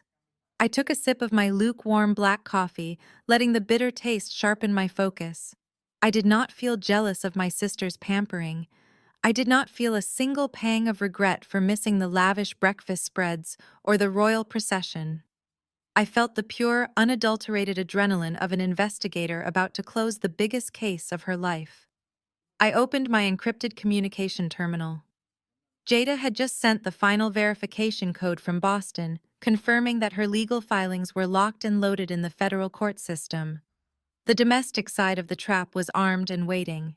It was time to detonate the international payload. I pulled up the master dossier on my screen. It was a 100-page document of sheer financial devastation. The IP logs, the forged signatures, the Cayman Islands shell company routing numbers, the Interpol red notices, and the direct ties to an active international money laundering syndicate were all perfectly formatted. It was the most beautiful spreadsheet I had ever created, a masterpiece of undeniable forensic accounting. I needed to ensure this dossier reached the exact individuals who possessed both the authority and the ruthlessness to act on it immediately. I bypassed the standard royal public relations offices. They would only try to bury the scandal to protect the wedding broadcast. Instead, I targeted the absolute apex of Cordovian financial security. I input the direct encrypted email address of the Cordovian Minister of Finance. I added the Chief Inspector of the Royal Treasury. Finally, I added the personal secure inbox of the Commander of the Royal Guard, the man directly responsible for protecting King Edward from all foreign and domestic threats. For the American flank, I accessed a secure portal utilized by my auditing firm to report severe financial crimes. I routed a copy of the dossier directly to the White Collar Crime Division of the Federal Bureau of Investigation Field Office in New York. I flagged the transmission with priority codes specifically indicating violations of the Patriot Act and international wire fraud involving a sovereign nation. I knew the agents monitoring that portal. When they saw the connection between a blacklisted Cayman syndicate and a fraudulent $2 million American mortgage, they would not wait for a subpoena. They would mobilize an arrest warrant instantly. I reviewed the recipient list one last time, checking every character of the digital addresses. My finger hovered over the trackpad. This was the point of no return. Once I transmitted these files, the resulting explosion would obliterate my parents' lives entirely. Gregory and Brenda would face federal prison sentences. Melody would face global humiliation and an annulment before her wedding cake was even cut. I thought about the way my mother had looked at me with pure contempt in the hotel lobby. I thought about my father telling me I was a liability and demanding security throw me onto the street. I thought about Melody physically ripping our grandmother's necklace from my skin, laughing at my expense. I pressed down on the trackpad with absolute certainty. Send. The progress bar flashed across my screen. Encrypting payload, establishing secure handshake, transmitting data. I watched the green bar fill up piece by piece. It took exactly 4 seconds for the dossier to leave my motel room and hit the secure servers of the Cordovian government and the United States federal authorities. Message delivered. I leaned back in the stiff wooden chair and exhaled a long, slow breath. The silence in the motel room felt different now. It was no longer the silence of isolation. It was the silence of a suspended weight dropping. I closed the email client and opened a secure monitoring tool I had designed to track engagement with the dossier. Within 3 minutes, the first red receipt pinged on my screen. The Cordovian Ministry of Finance had opened the file. 2 minutes later, the Royal Treasury accessed the document. 7 minutes later, the federal portal confirmed a successful download. The digital alarms were ringing in the highest corridors of power. Highly trained government analysts were currently staring at their monitors, watching the illusion of the wealthy American bride evaporate into a terrifying national security threat. They were looking at the exact transaction hashes, proving that the $2 million dowry sitting in their pristine royal escrow account was actively monitored cartel money. I closed my laptop entirely. My part in the digital phase of this war was complete. Now it was time for the physical confrontation. I stood up and walked over to the closet. I unzipped the garment bag holding my tailored white suit. It was sharp, immaculate, and projected absolute authority. If I was going to be escorted into the presence of a king, I was going to look like the only person in the room who held the winning hand.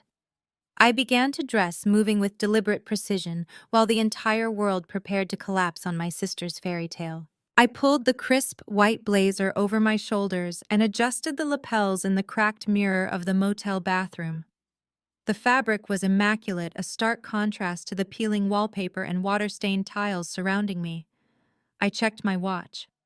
It had been exactly 22 minutes since I hit send on the encrypted master dossier.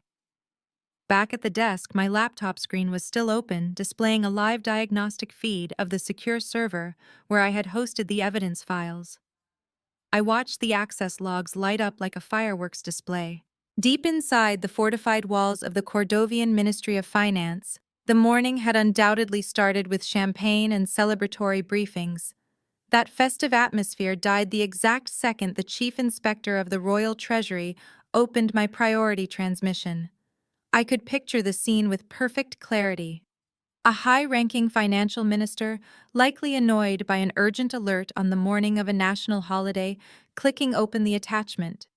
First, he would see the executive summary detailing domestic identity theft. He might have dismissed that as a tacky American family dispute, but then he would scroll down to Section 2. He would see the wire transfer logs, he would see the routing numbers, and then he would hit Section 3. The access logs on my screen spiked massively. The IP addresses pinging the dossier were multiplying. The file was being forwarded rapidly across the highest echelons of the Cordovian government. They were looking at the Interpol red notices. They were staring at the active federal tracking data imported directly from the United States authorities. They were realizing that the $2 million bridal trust currently resting in their sovereign escrow account was entirely composed of heavily monitored cartel-linked dirty money. I walked over to the desk and watched the server traffic accelerate. The Ministry of Finance was pinging the dossier. The Royal Treasury was downloading the raw transaction hashes. And then a highly classified, restricted IP address accessed the file. It was the personal secure network of King Edward himself. The monarch had been awakened. King Edward was a ruler who had staked his entire legacy on transforming Cordovia into an impenetrable fortress of economic integrity. He was a man who personally vetted foreign investors and ruthlessly expelled anyone with a shadow of financial impropriety. The revelation that his future daughter-in-law was dragging a radioactive money laundering syndicate straight to the steps of the royal altar would be treated as an act of profound aggression. He would not view Melody or her parents as mere grifters. He would view them as a catastrophic national security threat. I calmly disconnected my laptop from the secure network, wiped the temporary cache, and slid the machine into my leather briefcase. I checked my watch again. 41 minutes post-transmission. The digital panic inside the palace would be translating into physical action right about now. The king would demand to know who had breached his banking systems to deliver this intelligence. He would see my digital signature and my credentials as a senior forensic accountant for the very firm that audited his central bank. He would realize that the woman who just saved his kingdom from a devastating international banking crisis was currently sitting in a cheap motel room less than 3 miles away from his throne. I did not have to wait long. The low rumble of heavy engines vibrated through the thin walls of my room. I walked over to the window and parted the dusty curtains just a fraction of an inch. A convoy of 3 black armored tactical vehicles had just pulled into the cracked asphalt parking lot of the Transit Depot Motel. They moved with absolute military precision, boxing in all potential exits. These were not local police cruisers. They bore the gold and black crest of the Cordovian Royal Guard. I stepped away from the window, picked up my briefcase, and stood in the center of the room. I smoothed the front of my white suit, ensuring my posture was perfectly straight. A heavy, sharp knock echoed through the door. The sound was authoritative, demanding absolute compliance. I unlocked the deadbolt, slid back the security chain, and pulled the door open. 2 men stood in the outdoor corridor, blocking the morning sun. They wore the ceremonial yet heavily armored uniforms of the elite royal protection detail. Their expressions were unreadable, hidden behind dark sunglasses and decades of disciplined training. They did not draw weapons. They did not reach for handcuffs. The taller guard stepped forward and bowed his head slightly, a gesture of profound, unexpected respect. "Miss Williams," he said, his voice thick with a crisp European accent. "His Majesty King Edward requests your presence at the palace. Immediately." I met his gaze with absolute icy calm. "I understand," I replied, keeping my voice perfectly level. "Lead the way." I stepped out of the dingy motel room, leaving the cheap laminate desk and flickering fluorescent lights behind forever. The guards immediately flanked me, forming a highly protective wedge as we walked down the concrete stairs toward the waiting convoy. The motel clerk who had ignored me the night before was now standing behind his glass counter, staring with wide, terrified eyes as the royal military detail escorted me across his parking lot. One of the guards opened the heavy reinforced door of the lead armored vehicle. I slid into the luxurious leather interior, placing my briefcase on the seat beside me. The doors slammed shut, sealing me inside a quiet, climate-controlled vault.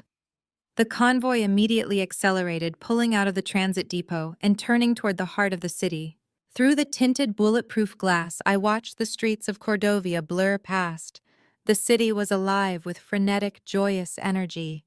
Crowds of citizens were lining the barricaded sidewalks, waving national flags and tossing flower petals in anticipation of the royal procession. They were cheering for a fairy tale that was already dead. They were celebrating a royal bride who was currently sitting on top of a ticking financial time bomb. I leaned back against the plush leather headrest. My parents had told hotel security to throw me out onto the street like garbage. They had assumed I would be paralyzed by shame and financial ruin. Now I was speeding toward the palace under the personal protection of the king himself, holding the absolute power to dismantle their entire existence. The car banked sharply, merging onto the exclusive royal avenue that led directly to the palace gates. The endgame had officially arrived. The black armored convoy glided past the towering ornate iron gates of the royal palace without slowing down. Armed sentries waved us through, parting the sea of cheering tourists and media crews along the perimeter.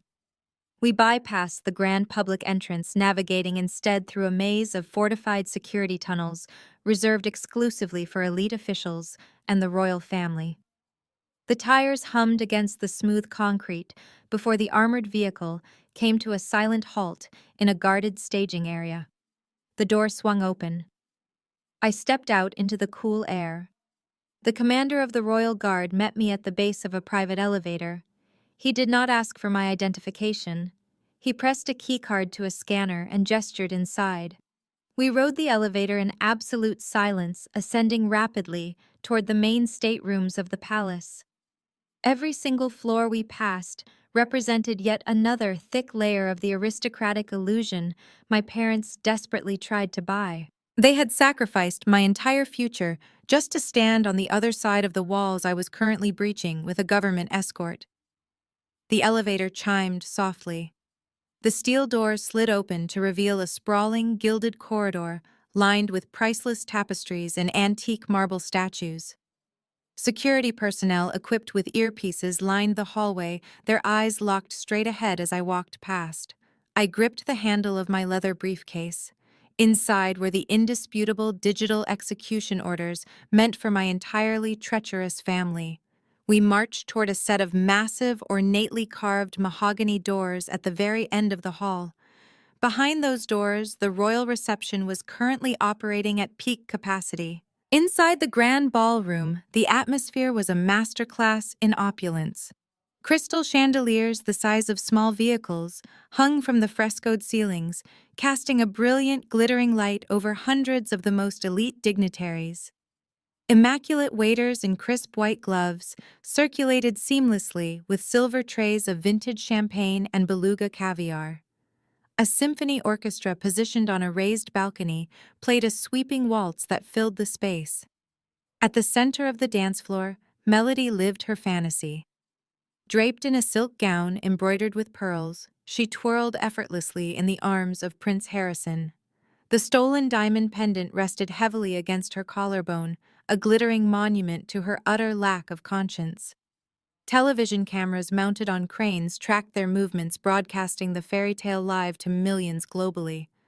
Near the perimeter of the dance floor, my parents were thoroughly intoxicating themselves on their newly acquired social power. Brenda held a crystal flute, her emerald dress catching the light, as she laughed too loudly at a joke made by a visiting duke. Gregory stood beside her in his bespoke tuxedo, gesturing expansively while holding court with international ambassadors. They were projecting the perfect image of an aristocratic American dynasty. They looked completely relaxed, believing their massive financial crime was securely buried under my ruined reputation. They were oblivious to the digital hurricane striking the royal treasury. I stood perfectly still just outside the grand ballroom, the heavy mahogany doors towering over me. The commander of the guard touched his earpiece, receiving a final silent confirmation from a superior inside the hall. He looked at me and gave a single sharp nod. Two massive royal guards stepped forward, placed their gloved hands on the brass handles, and shoved the heavy wooden doors violently open. The sound was like a thunderclap echoing through the cavernous space. The heavy doors slammed against the marble walls with a tremendous thud. The immediate impact was catastrophic. The lead conductor of the symphony orchestra, startled by the aggressive breach, dropped his baton. The sweeping waltz dissolved into a chaotic, screeching discord of confused string instruments before dying out completely. A profound, suffocating silence instantly slammed down over the entire ballroom. Hundreds of heads snapped toward the entrance simultaneously. The television cameras pivoted aggressively on their mechanical arms, zooming in to capture the sudden disturbance. The royal guests parted like the Red Sea, murmuring in shocked, hushed whispers. Right in the middle of the dance floor, Prince Harrison stopped moving. Melody froze mid-twirl, her silk gown settling heavily around her ankles. She turned her head toward the entrance, an annoyed aristocratic scowl forming on her lips, fully prepared to berate whichever clumsy servant had interrupted her globally televised spotlight. Instead, her eyes locked directly onto mine. The blood drained out of her face so fast she looked physically ill. I stepped across the threshold and walked into the grand ballroom. I was not the broken weeping addict they had described to the tabloids. I was not the jealous plain spinster they had laughed at in the hotel lobby. I wore a tailored white suit that radiated absolute lethal authority. I was flanked by 4 heavily armed members of the elite royal protection detail men who answered only to the king himself. My posture was impeccably straight, my expression an icy, unreadable mask.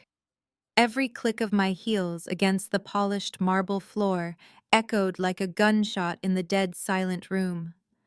I walked with the slow, deliberate pacing of an apex predator cornering its prey. Across the room, Gregory dropped his champagne flute. The expensive crystal shattered against the floor, splashing vintage wine over his polished shoes. Brenda grabbed his arm, her emerald dress suddenly looking cheap and ridiculous as pure, unadulterated terror seized her features. They recognized the royal guards flanking me. They recognized the leather briefcase in my hand.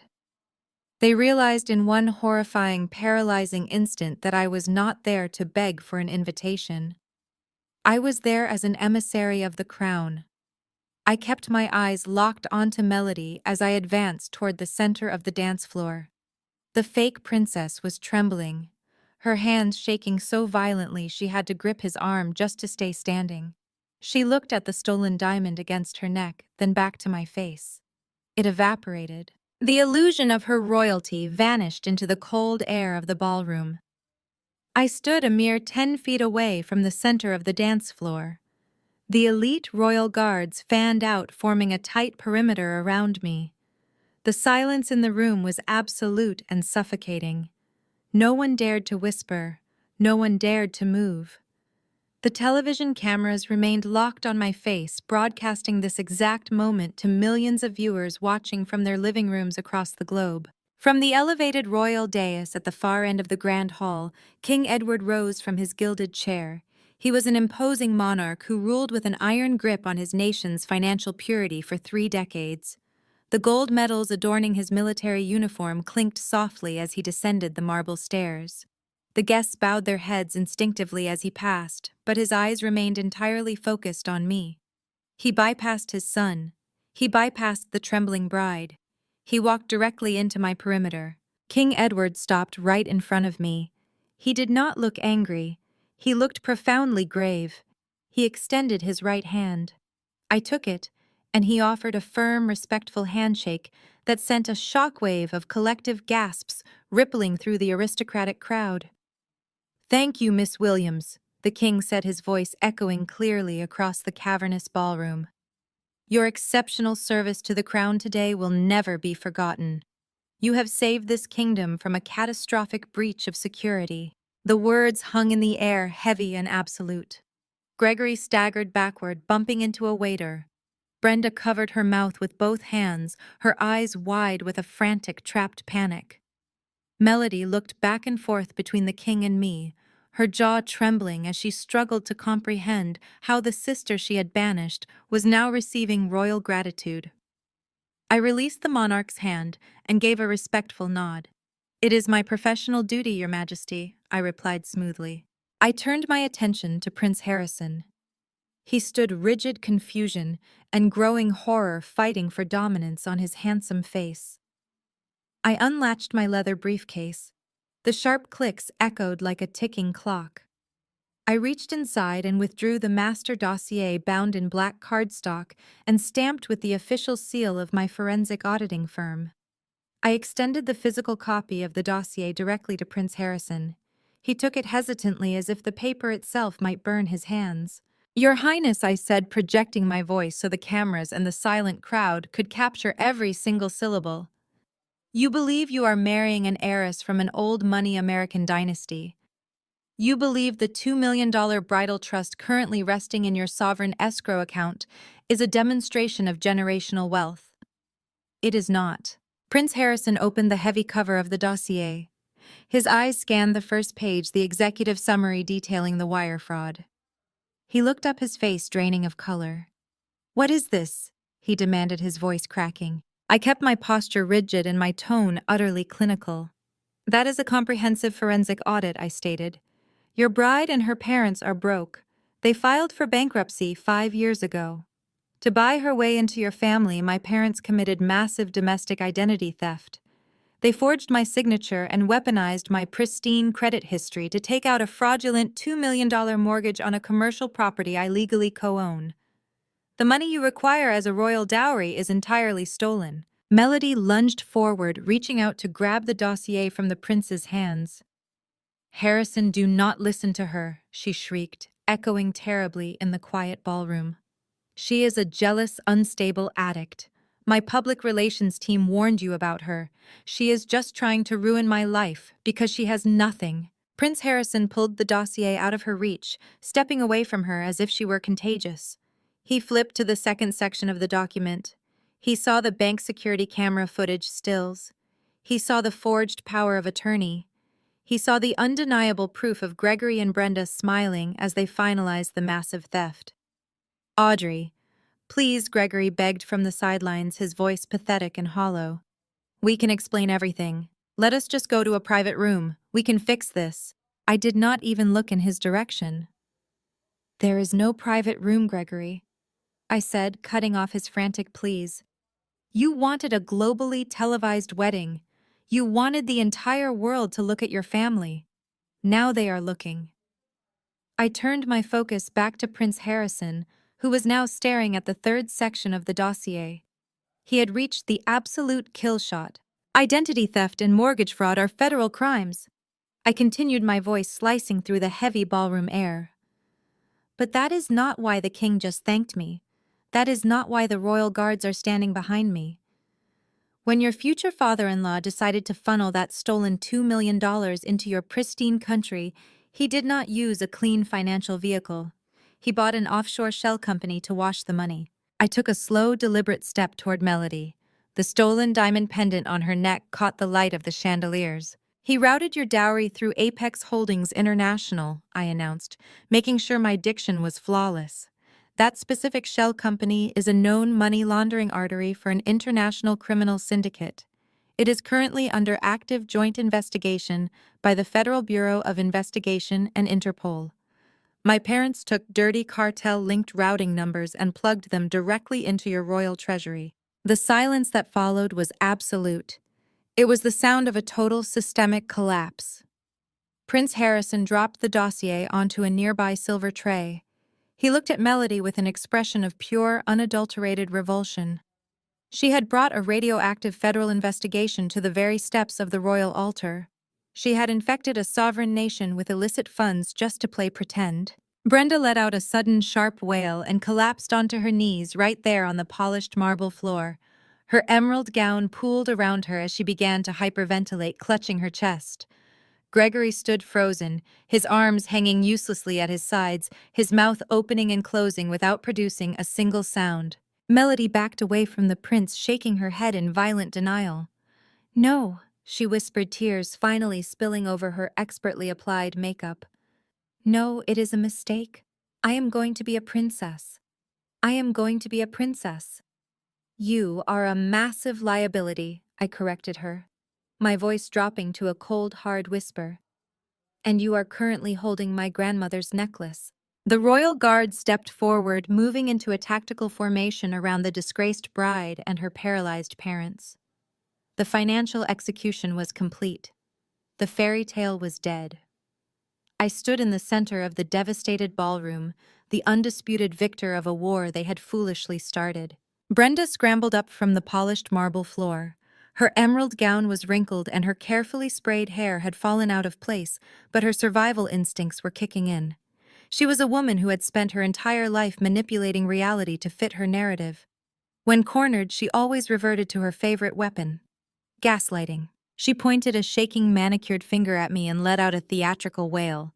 "Do not listen to her. She is sick. She is completely out of her mind."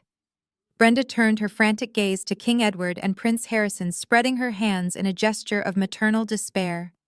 "Your Majesty, please forgive this horrific display. My oldest daughter is having a severe mental breakdown. We tried to get her psychiatric help in the United States, but she refused. She has been struggling with severe addiction and paranoid delusions." Gregory, sensing a lifeline, instantly joined the performance. He straightened his ruined tuxedo and stepped forward, adopting the solemn tone of a heartbroken patriarch. "It is true, Your Highness. Audrey has been deeply unwell for years. The stress of her corporate job finally broke her. She fabricated this entire financial conspiracy out of pure jealousy because she cannot stand to see her sister happy. All these documents are the ravings of an unstable mind. She needs to be in a hospital, not a royal ballroom." Melody nodded vigorously, wiping her tears and clinging to her shredded dignity. She is obsessed with me. She has always tried to destroy my happiness. Please, Harrison, send her away before she hurts someone." The aristocratic guests murmured among themselves. The public relations smear campaign my family had paid for was still fresh in their minds. Some of the visiting dignitaries exchanged uncertain glances.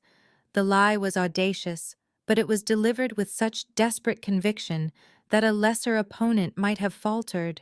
I did not falter. I did not raise my voice. I did not defend my sanity or list my professional credentials. Engaging with a gaslighter only gives oxygen to their fire. Instead, I stood perfectly still and allowed their frantic, desperate voices to echo off the frescoed ceiling until the silence rushed back in. I turned slightly and made a deliberate, subtle nod toward a man standing just to the right of the king. He was the king's senior communications advisor. He stepped forward, holding a sleek, high-definition tablet connected directly to the grand ballroom's state-of-the-art audio-visual system. "I do not need to argue with you," I said, my voice carrying a lethal calm. "The truth does not require a performance." The advisor tapped the screen of his tablet. Instantly, the massive digital projection screens meant to display rolling photographs of the happy royal couple flickered to life. The audio feed piped directly through the symphony orchestra's towering surround sound speakers. On the massive screens, an exceptionally sharp video feed materialized. It was Jada sitting behind the massive mahogany desk of her Boston law office, wearing a tailored suit and exuding absolute authority. "Good evening, Your Majesty and distinguished guests," Jada said, her voice projecting crisp and clear across the silent ballroom. "My name is Jada Williams. I am a senior corporate attorney at a top-tier law firm in the United States, and Audrey is my sister-in-law. I am currently transmitting this feed directly from Boston, where I have spent the morning compiling physical evidence of massive federal fraud." Brenda let out a sharp gasp. Gregory took a step backward, his face draining of whatever color had returned. They knew Jada. They knew she was ruthless, brilliant, and completely immune to their manipulations. "My parents-in-law have just attempted to claim that Audrey is suffering from a paranoid delusion." Jada continued, her tone laced with absolute clinical precision. "They claim the forged mortgage and the stolen funds are a fabrication. Let us test that theory against the surveillance footage extracted this morning from the First National Bank of Boston under threat of a federal subpoena." Jada tapped a key on her keyboard. The video on the massive ballroom screens shifted. The live feed of Jada was replaced by high-resolution black-and-white security footage. The timestamp in the corner clearly displayed a date from 3 weeks ago. There, sitting comfortably in a plush bank office, were Brenda and Gregory. The resolution was so clear that the attendees in the ballroom could see the brand of Gregory's watch. The bank loan officer slid a tablet across the desk. The audio from the security feed crackled to life, echoing through the speakers. Gregory's voice filled the Cordovian ballroom. He was laughing. "Audrey is always too busy working to manage the property properly," Gregory said on the recording, taking the stylus. "It is a good thing she gave us power of attorney to handle this refinancing. She trusts her old man to make the smart investments." Brenda leaned in, smiling brightly. "Yes, she is just thrilled to help her little sister secure a solid foundation for the wedding. She told us to take out as much as the equity allows." Gregory signed the digital document with a flourish. The forgery was captured in high definition from 3 different angles. The ballroom was paralyzed. The evidence was irrefutable. But Jada was not finished. "That footage establishes the forgery," Jada announced, her voice cutting back in over the speakers. "Now let us address the intent to ruin Audrey." 2 nights ago, Gregory left a voicemail on my husband Derek's private phone explaining why they had to kick Audrey out of the hotel. Derek was horrified and immediately turned the recording over to my legal team. A new audio file began to play. This time, it was just a voice recording, but the quality was pristine. Gregory's arrogant hushed tone filled the grand hall. "Derek, you need to stop worrying about Audrey," he hissed on the tape. "We had to get her out of the hotel before she checked her bank accounts. The mortgage cleared, but the first payment is due next week, and we are obviously not paying it. The bank is going to freeze her credit. She is going to be ruined. If she is sitting in the royal palace when that happens, she will make a scene and ruin Melody's dowry presentation. We had to isolate her. By the time she figures out her credit is tanked, the wedding will be over and the money will be secured in the royal trust. She can cry all she wants from a cheap motel room. She is the sacrifice we had to make for the family legacy. The recording clicked off. The crushing silence that returned to the ballroom was heavy enough to break bones. The gaslighting was completely, utterly obliterated. There was no room left for misinterpretation. There was no room left for excuses. The guests stared at my parents with expressions of profound disgust. Aristocrats physically stepped backward, creating a wide circle of isolation around Brenda and Gregory. Prince Harrison looked physically sick. He turned away from Melody, unable to even look at her face. King Edward stood tall, his jaw set in a rigid line of absolute fury. The monarch of a nation built on financial integrity had just listened to a man brag about destroying his own daughter's life to commit fraud against the crown. Brenda dropped her face into her hands, weeping violently. There were no fake tears this time. It was the visceral sobbing of a woman who knew her entire life was over. Gregory stared blankly at the floor, his shoulders slumped, the posture of a man walking to the gallows. I looked at Melody. The stolen diamond pendant resting against her collarbone no longer looked like a royal heirloom. It looked like a heavy chained anchor dragging her down to the bottom of the ocean. She had wanted to play the role of an old money aristocrat. Instead, she had just been exposed as the beneficiary of a cheap, devastatingly cruel criminal conspiracy. The royal guards tightened their perimeter around my family. The truth was out.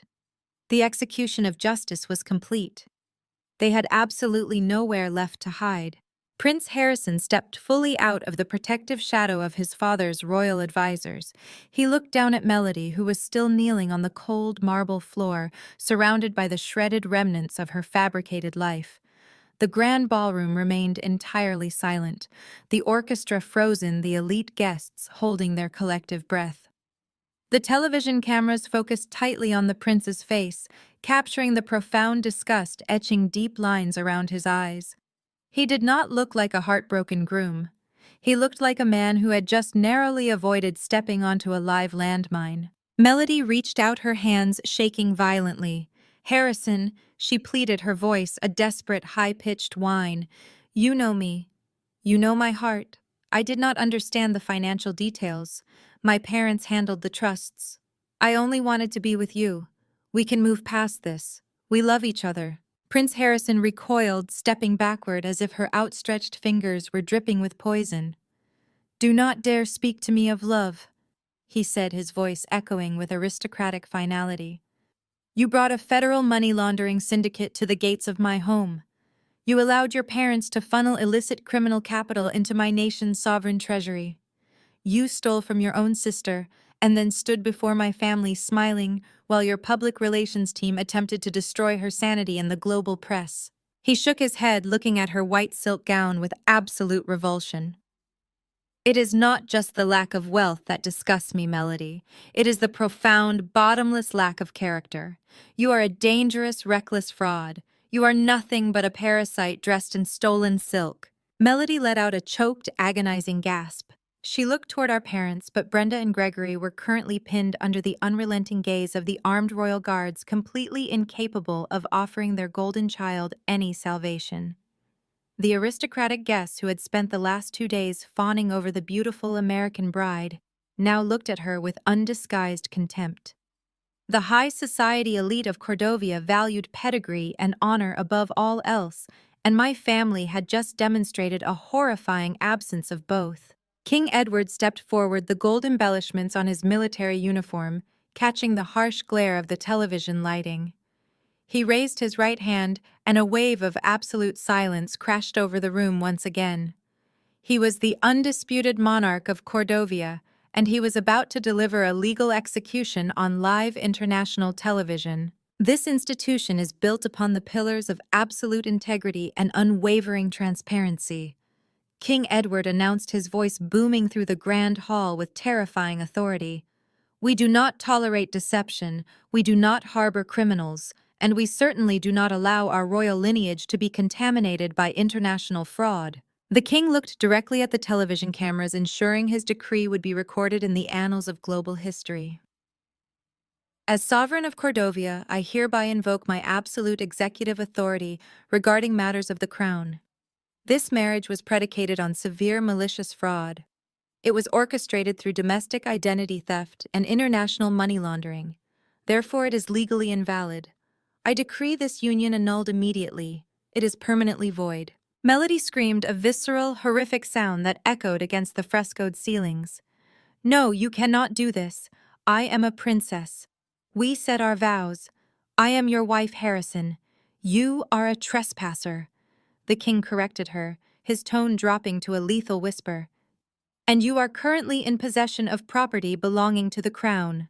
King Edward gave a sharp, definitive nod to his right. The head of royal protocol, a stern, formidable woman flanked by two female security officers, stepped forward. They moved with mechanical, ruthless efficiency. They approached Melody, who was now sobbing hysterically on the floor. The protocol officer reached down and grasped the heavy diamond-encrusted tiara resting in Melody's perfectly styled hair.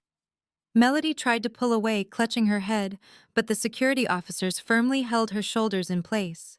With a sharp upward motion, the protocol officer unpinned the tiara, tearing several strands of blonde hair in the process. Melody shrieked as the physical symbol of her aristocratic delusion was violently ripped away from her. The officer placed the priceless artifact onto a velvet tray, held by an attending servant. Next, the officers demanded her hands. Melody sobbed violently, but she had absolutely no leverage against the armed security detail. They systematically stripped the heavy diamond rings from her fingers. They unclasped the platinum bracelets from her wrists. Every single piece of jewelry that the royal family had loaned her for the wedding broadcast was ruthlessly repossessed right in front of the flashing cameras. Finally, the protocol officer reached for the delicate vintage diamond pendant resting against Melody's collarbone. The heirloom she had stolen from me in the hotel room just 48 hours prior. Melody clutched the diamond fiercely, her last desperate attempt to hold on to something valuable. "It is mine," she wept. "It is my family heirloom." The protocol officer looked to me for confirmation. I took 2 slow, deliberate steps forward, closing the distance between myself and my shattered sister. "That belongs to me," I stated, my voice cutting through her hysterical sobbing. "You took it from my neck and told me a future princess deserved it more. You are not a princess, Melody. You are just a criminal waiting for a federal indictment." The security officer forcefully pried Melody's fingers open. The protocol officer unclasped the gold chain and respectfully handed the diamond pendant directly to me. I slipped it into the pocket of my white tailored suit. The reclamation was complete. The final physical tie between us was severed. "Get them out of my sight," King Edward commanded, waving a dismissive hand toward the crumpled heap of my family. The royal guards immediately converged. 2 massive officers hauled Gregory up by the lapels of his ruined tuxedo. Brenda shrieked, kicking her expensive heels against the marble floor as she was dragged upward by her arms.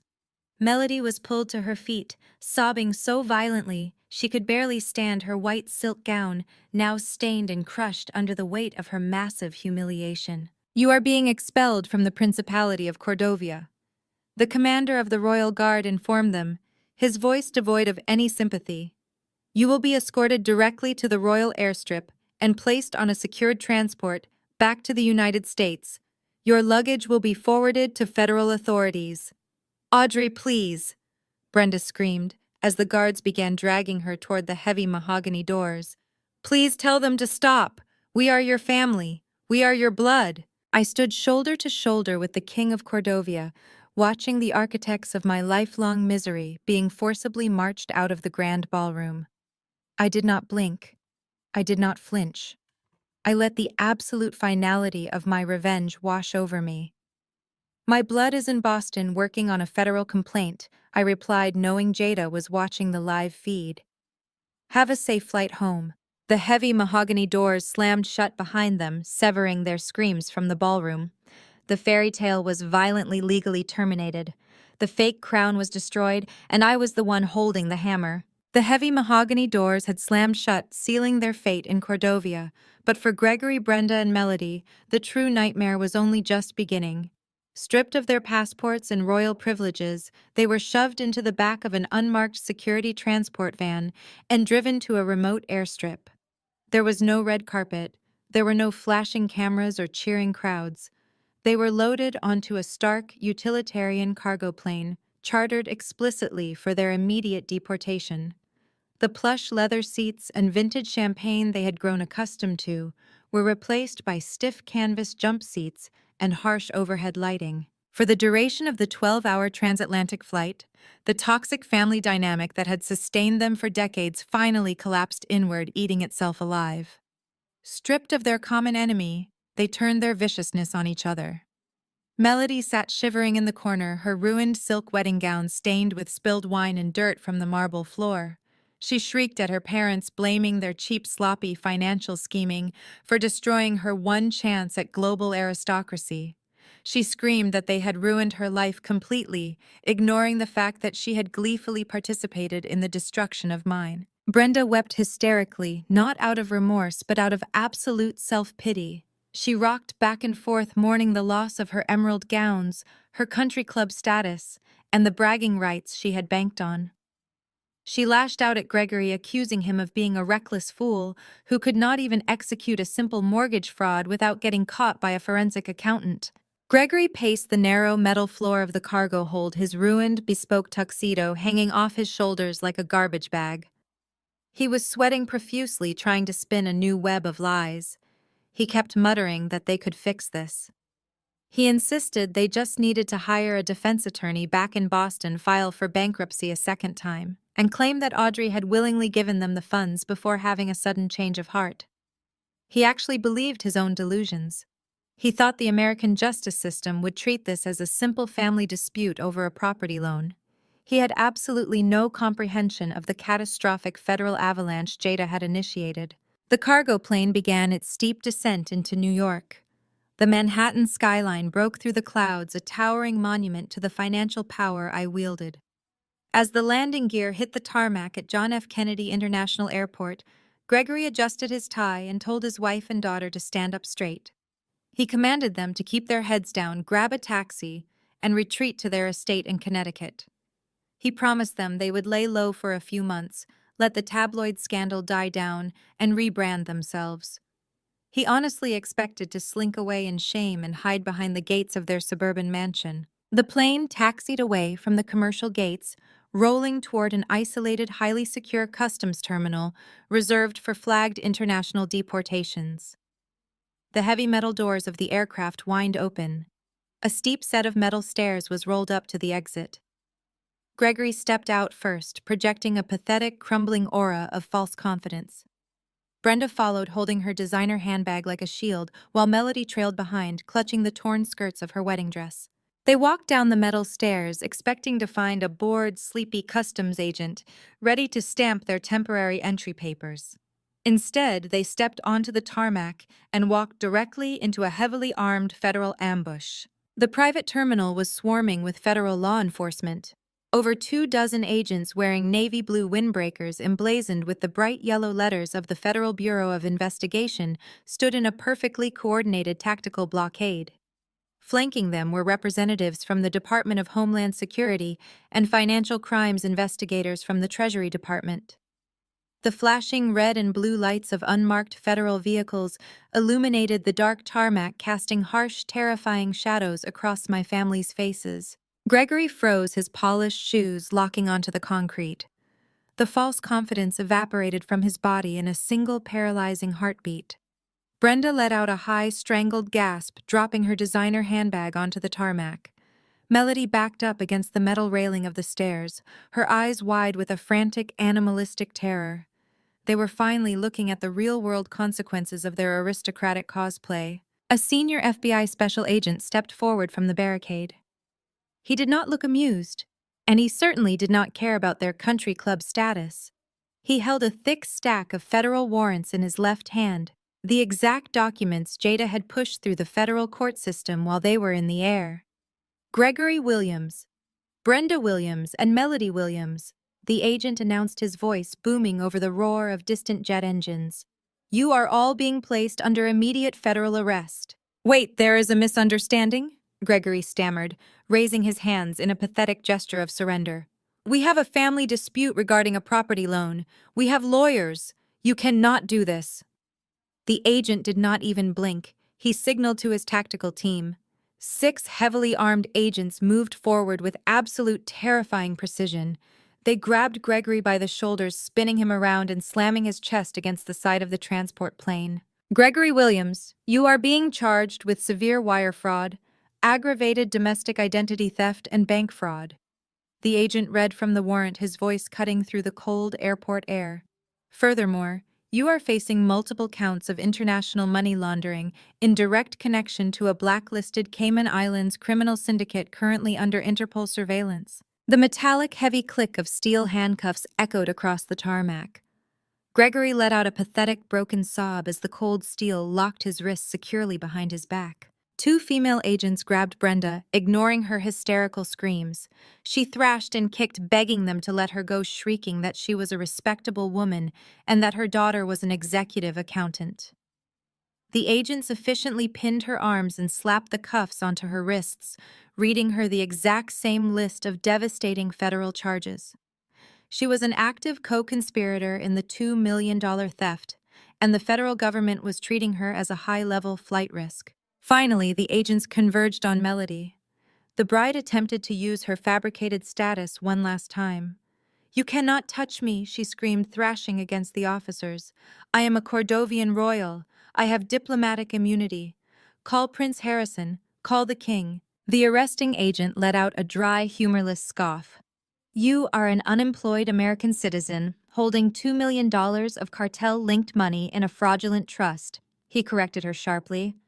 "Turn around and put your hands behind your back." Melody wept violently as the handcuffs snapped shut over the sleeves of her ruined silk gown. The fairy tale bride was now fully restrained, treated exactly like the common criminal she was. The agents grabbed them by their arms and began the humiliating perp walk across the tarmac.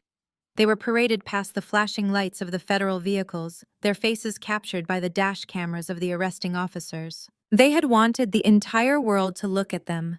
They had wanted to be the center of international attention. Now they were getting exactly what they asked for. There would be no sprawling Connecticut estate to hide in. There would be no expensive lawyers to bail them out because the FBI was currently seizing every single asset they owned. They were being shoved into the back of federal transport vans, headed directly to a maximum security holding facility in Manhattan. Their lives of luxury manipulation and unchecked toxicity had officially reached their terminal destination.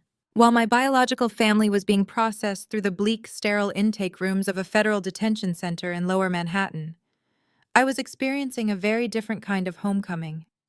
I flew back to New York 48 hours after the royal annulment on a commercial flight paid for by my own legitimate funds. I did not need a private jet to validate my worth. When my heels clicked against the polished floors of the terminal at John F. Kennedy Airport, there were no tactical teams waiting in the shadows. There was only the quiet, absolute certainty of a woman who had just executed a flawless checkmate on an international stage. The next morning, I walked through the towering glass doors of my auditing firm's headquarters on Wall Street. Just days prior, my corporate access had been revoked, and my reputation hung in the balance of a vicious tabloid smear campaign. Today, the atmosphere was entirely unrecognizable. The security guards at the front desk practically stood at attention as I approached. Whispers followed me through the sleek modern corridors. The news of the Cordovian scandal had shattered the global financial sector. Everyone in the building knew that I was the lone forensic accountant who had traced the cartel funds and prevented a sovereign economic collapse. My phone buzzed with an urgent calendar invite before I even reached my desk. Mr. Campbell, my managing partner, was requesting my presence in the executive boardroom. I did not rush. I took my time pouring a cup of coffee, savoring the rich aroma, before taking the elevator to the top floor. When I pushed open the frosted glass doors of the boardroom, the entire executive committee was seated around the massive oak table. Mr. Campbell stood up immediately, his face a complex mixture of profound relief and deep professional embarrassment. "Audrey!" He began, his voice carrying a deferential tone I had never heard him use before. "We owe you a monumental apology. The internal investigation is obviously closed. The Federal Bureau of Investigation contacted our legal department yesterday to commend the absolute precision of your dossier. You did not just protect the firm, you elevated our standing with every federal agency in the country." I took a seat at the head of the table, crossing my legs and resting my hands in my lap. I remained perfectly silent, letting him scramble to fill the void. "The board has convened this morning to make this right," Mr. Campbell continued, sliding a thick leather-bound folder across the polished wood. "We are offering you immediate reinstatement with full back pay. But beyond that, we are offering you an accelerated elevation to senior partner. You will have your own division, complete autonomy, and a compensation package that reflects your indispensable value to this organization." I opened the folder. The numbers printed on the contract were staggering. It was the kind of partnership offer accountants spent 30 years bleeding for. Before I could respond, my phone chimed with a secure incoming transmission. I glanced at the screen. The sender was the Cordovian Ministry of Finance, acting under the direct executive authority of King Edward. I smiled, closing the leather folder and sliding it back across the table. "That is an incredibly generous offer, Mr. Campbell," I said, my voice steady and cold. "But my career trajectory has shifted over the past few days." I picked up my phone and showed him the secure digital contract that had just materialized in my inbox. King Edward had formally dismissed his previous international risk assessment team. In their place, he was offering me a multi-million-dollar independent consulting retainer. He wanted me exclusively. He demanded the woman who could single-handedly dismantle a cartel laundering operation from a cheap motel room to personally oversee the security of his royal treasury. "I am resigning from the firm effective immediately," I announced, standing up from the heavy leather chair.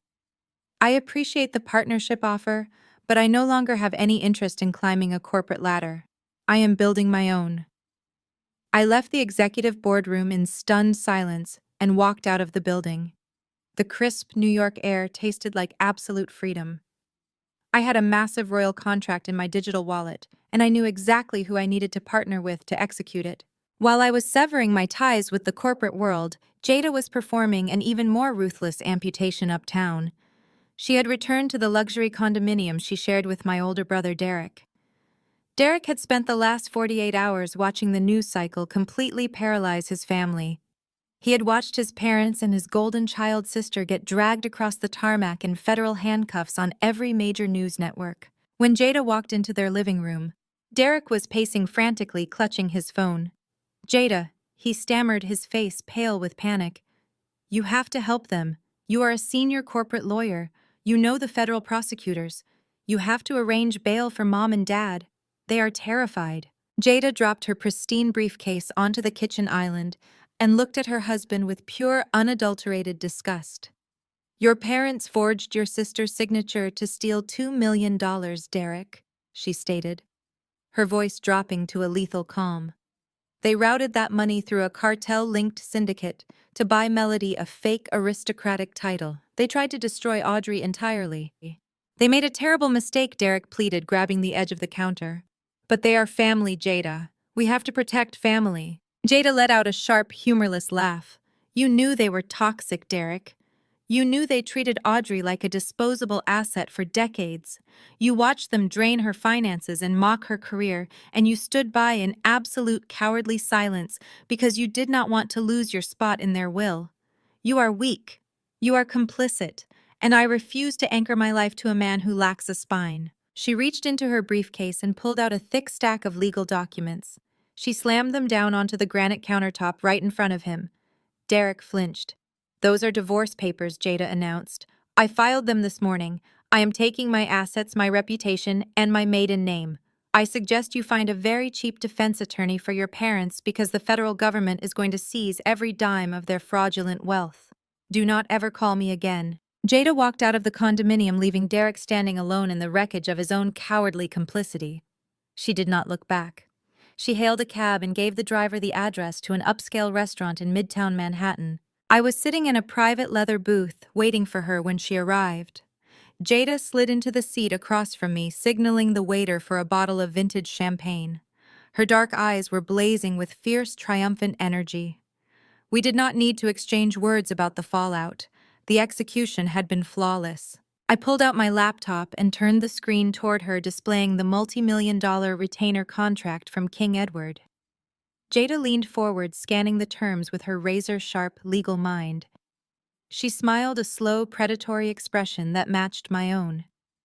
I need a ruthless legal mind to handle the compliance structure for Cordovian banking regulations, I told her, pouring the champagne into our crystal flutes. I need someone who knows how to spot a fraudulent trust from a mile away. Jada picked up her glass. And I need a brilliant forensic accountant to help me launch the most elite financial law and risk management firm on the East Coast, she replied. We clinked our glasses together, the sharp, crisp sound ringing out in the quiet restaurant. We were no longer just sisters-in-law tied together by a toxic bloodline. We were business partners. We were two incredibly capable, independent women who had watched a family of narcissistic parasites try to destroy us. Instead of breaking, we pooled our resources, our brilliance, and our absolute refusal to be victimized. We formed our own chosen family. Within a month, Williams and Associates officially opened its doors in a sleek, high-rise office overlooking Central Park. Jada handled the intricate corporate litigation, while I dominated the forensic financial audits. We were an unstoppable machine. We stripped the power away from those who thought they could manipulate us and built an empire of our own entirely grounded in hard facts, cold numbers, and unshakable loyalty. 1 year later, the New York City skyline stretched out before me, a glittering ocean of glass and steel. I stood on the wraparound terrace of my new Manhattan penthouse, leaning against the glass railing. The autumn air was crisp and carried the electric hum of the city below. I took a slow sip of a remarkably rare vintage red wine, letting the complex flavors settle on my palate. The crystal glass caught the ambient light from the city, a sharp contrast to the cheap paper cup of bitter coffee I had consumed in that obscure Cordovian motel room exactly 12 months ago. I heard the soft click of sliding glass doors behind me. Jada stepped out onto the terrace, carrying her own glass of wine and a sleek, leather-bound portfolio. She wore a stunning emerald green pantsuit, her presence radiating the kind of effortless, unshakable power we had built our entire firm upon. We were no longer just surviving the corporate grind. We were dictating the terms of the financial world. King Edward just officially countersigned the renewal contract for our risk assessment services, Jada announced, coming to stand beside me at the railing. She handed me the portfolio. He authorized a 20% increase on the retainer. The Royal Treasury specifically requested that you personally oversee the integration of their new anti-money laundering protocols. I smiled, looking down at the heavy parchment paper bearing the royal seal of Cordovia. It was a flawless victory. Williams and Associates had become the most feared and respected financial law and forensic accounting firm on the Eastern Seaboard. We did not just audit wealth. We protected sovereign economies. Jada and I had forged a bond that transcended the toxic bloodlines we had both severed. We were true partners. We were chosen family. We protected each other, and we built an empire where loyalty was proven through absolute integrity, not blind obedience. I handed the portfolio back to Jada and turned my gaze back to the glowing city skyline. It was hard to fathom how completely the universe had rebalanced itself in just 365 days. The scales of justice had not just tipped, they had slammed down with bone-crushing force. My parents, Brenda and Gregory, were currently adapting to a very different kind of living arrangement. There were no more country club dinners. There were no more luxury leased vehicles or grand estates in the suburbs. Following the undeniable mountain of digital evidence I had handed to the Federal Bureau of Investigation, their high-priced defense attorney had strongly advised them to take a plea deal. They had absolutely no leverage to fight the charges of severe wire fraud and international money laundering. The judge had been entirely merciless during sentencing, citing their shocking willingness to destroy their own daughter for a superficial social climb. Gregory was currently serving a 10-year sentence in a medium-security federal correctional institution in Pennsylvania. Brenda was serving 8 years in a federal prison camp for women.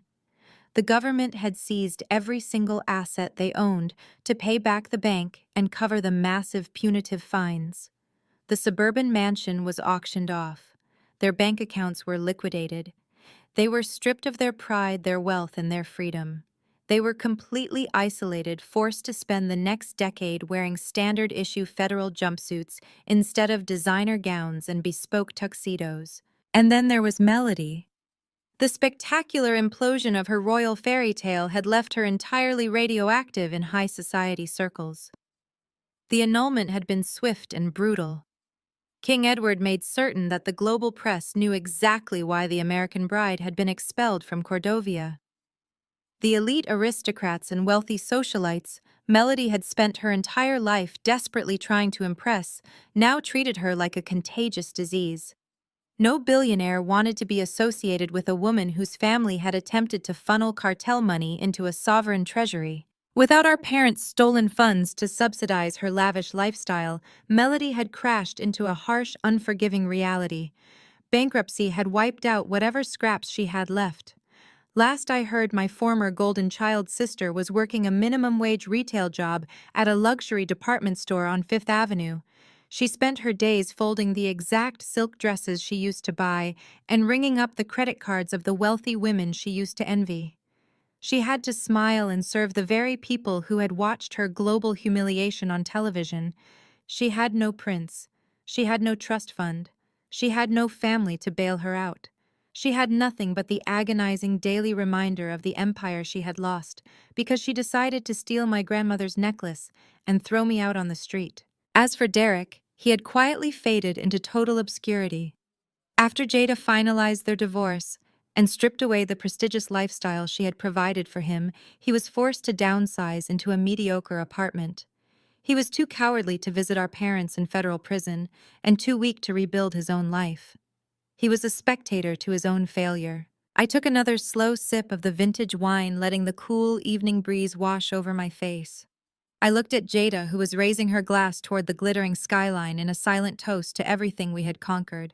We had taken the absolute worst betrayal imaginable and weaponized it into an untouchable fortress of success. People often confuse the appearance of wealth with actual strength, I said, my voice steady and clear, carrying into the crisp night air. They think that wearing a designer dress or standing next to a royal title somehow makes them invincible. They mistake manipulation for intelligence and cruelty for power, but they are always wrong. I turned away from the city lights and looked directly ahead. True power is not a borrowed crown. It is knowing exactly how to follow the money. Thank you so much for joining me on this incredible journey. Navigating a toxic family dynamic can be one of the most isolating and devastating experiences a person can face, but you do not have to carry their burdens forever. Have you ever had to draw a massive line in the sand and set a hard, permanent boundary with a toxic family member who tried to manipulate your life? How did you finally break free from their control and reclaim your own power? I would absolutely love to hear your stories of survival and success in the comments section down below. Your experiences matter, and your strength can inspire someone else who is currently fighting their own battle. If you enjoyed this story and want to hear more content about overcoming betrayal and building a beautiful independent life, please hit that like button and subscribe to the channel. Stay strong, trust your own instincts, and always remember your true worth. The harrowing journey of Audrey facing her family's ultimate betrayal illuminates a profound truth about personal empowerment and resilience.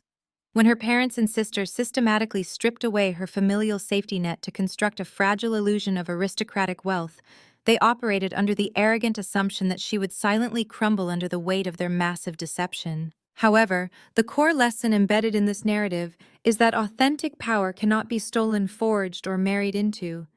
It is meticulously built through independent, specialized skill and unshakable integrity.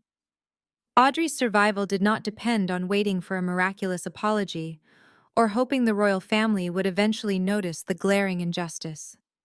Instead, she actively leveraged the very tools she had cultivated throughout her entire professional life: her brilliant forensic accounting expertise, and her unwavering self-reliance to methodically dismantle their fraudulent empire. The story powerfully demonstrates that while toxic individuals might try to hijack your financial resources to buy themselves a temporary crown, they can never steal the intrinsic competence and sharp intelligence that generated those resources in the first place. Furthermore, the story teaches us that severing ties with toxic bloodlines is never an act of defeat, but rather the ultimate declaration of self-worth. By refusing to play the obedient victim, Audrey transformed her deepest, most painful betrayal into an unparalleled opportunity to forge a chosen family based on mutual respect, professional equality, and genuine loyalty. We are reminded that our value is never determined by those who blindly exploit us, but by our ability to stand firmly in our truth and rebuild our lives entirely on our own terms. True security relies exclusively on your own capabilities, placing you far beyond the reach of those who only seek to drag you down. Take a moment today to evaluate your own personal boundaries. Invest deeply in your independence and refuse to let anyone else dictate your worth.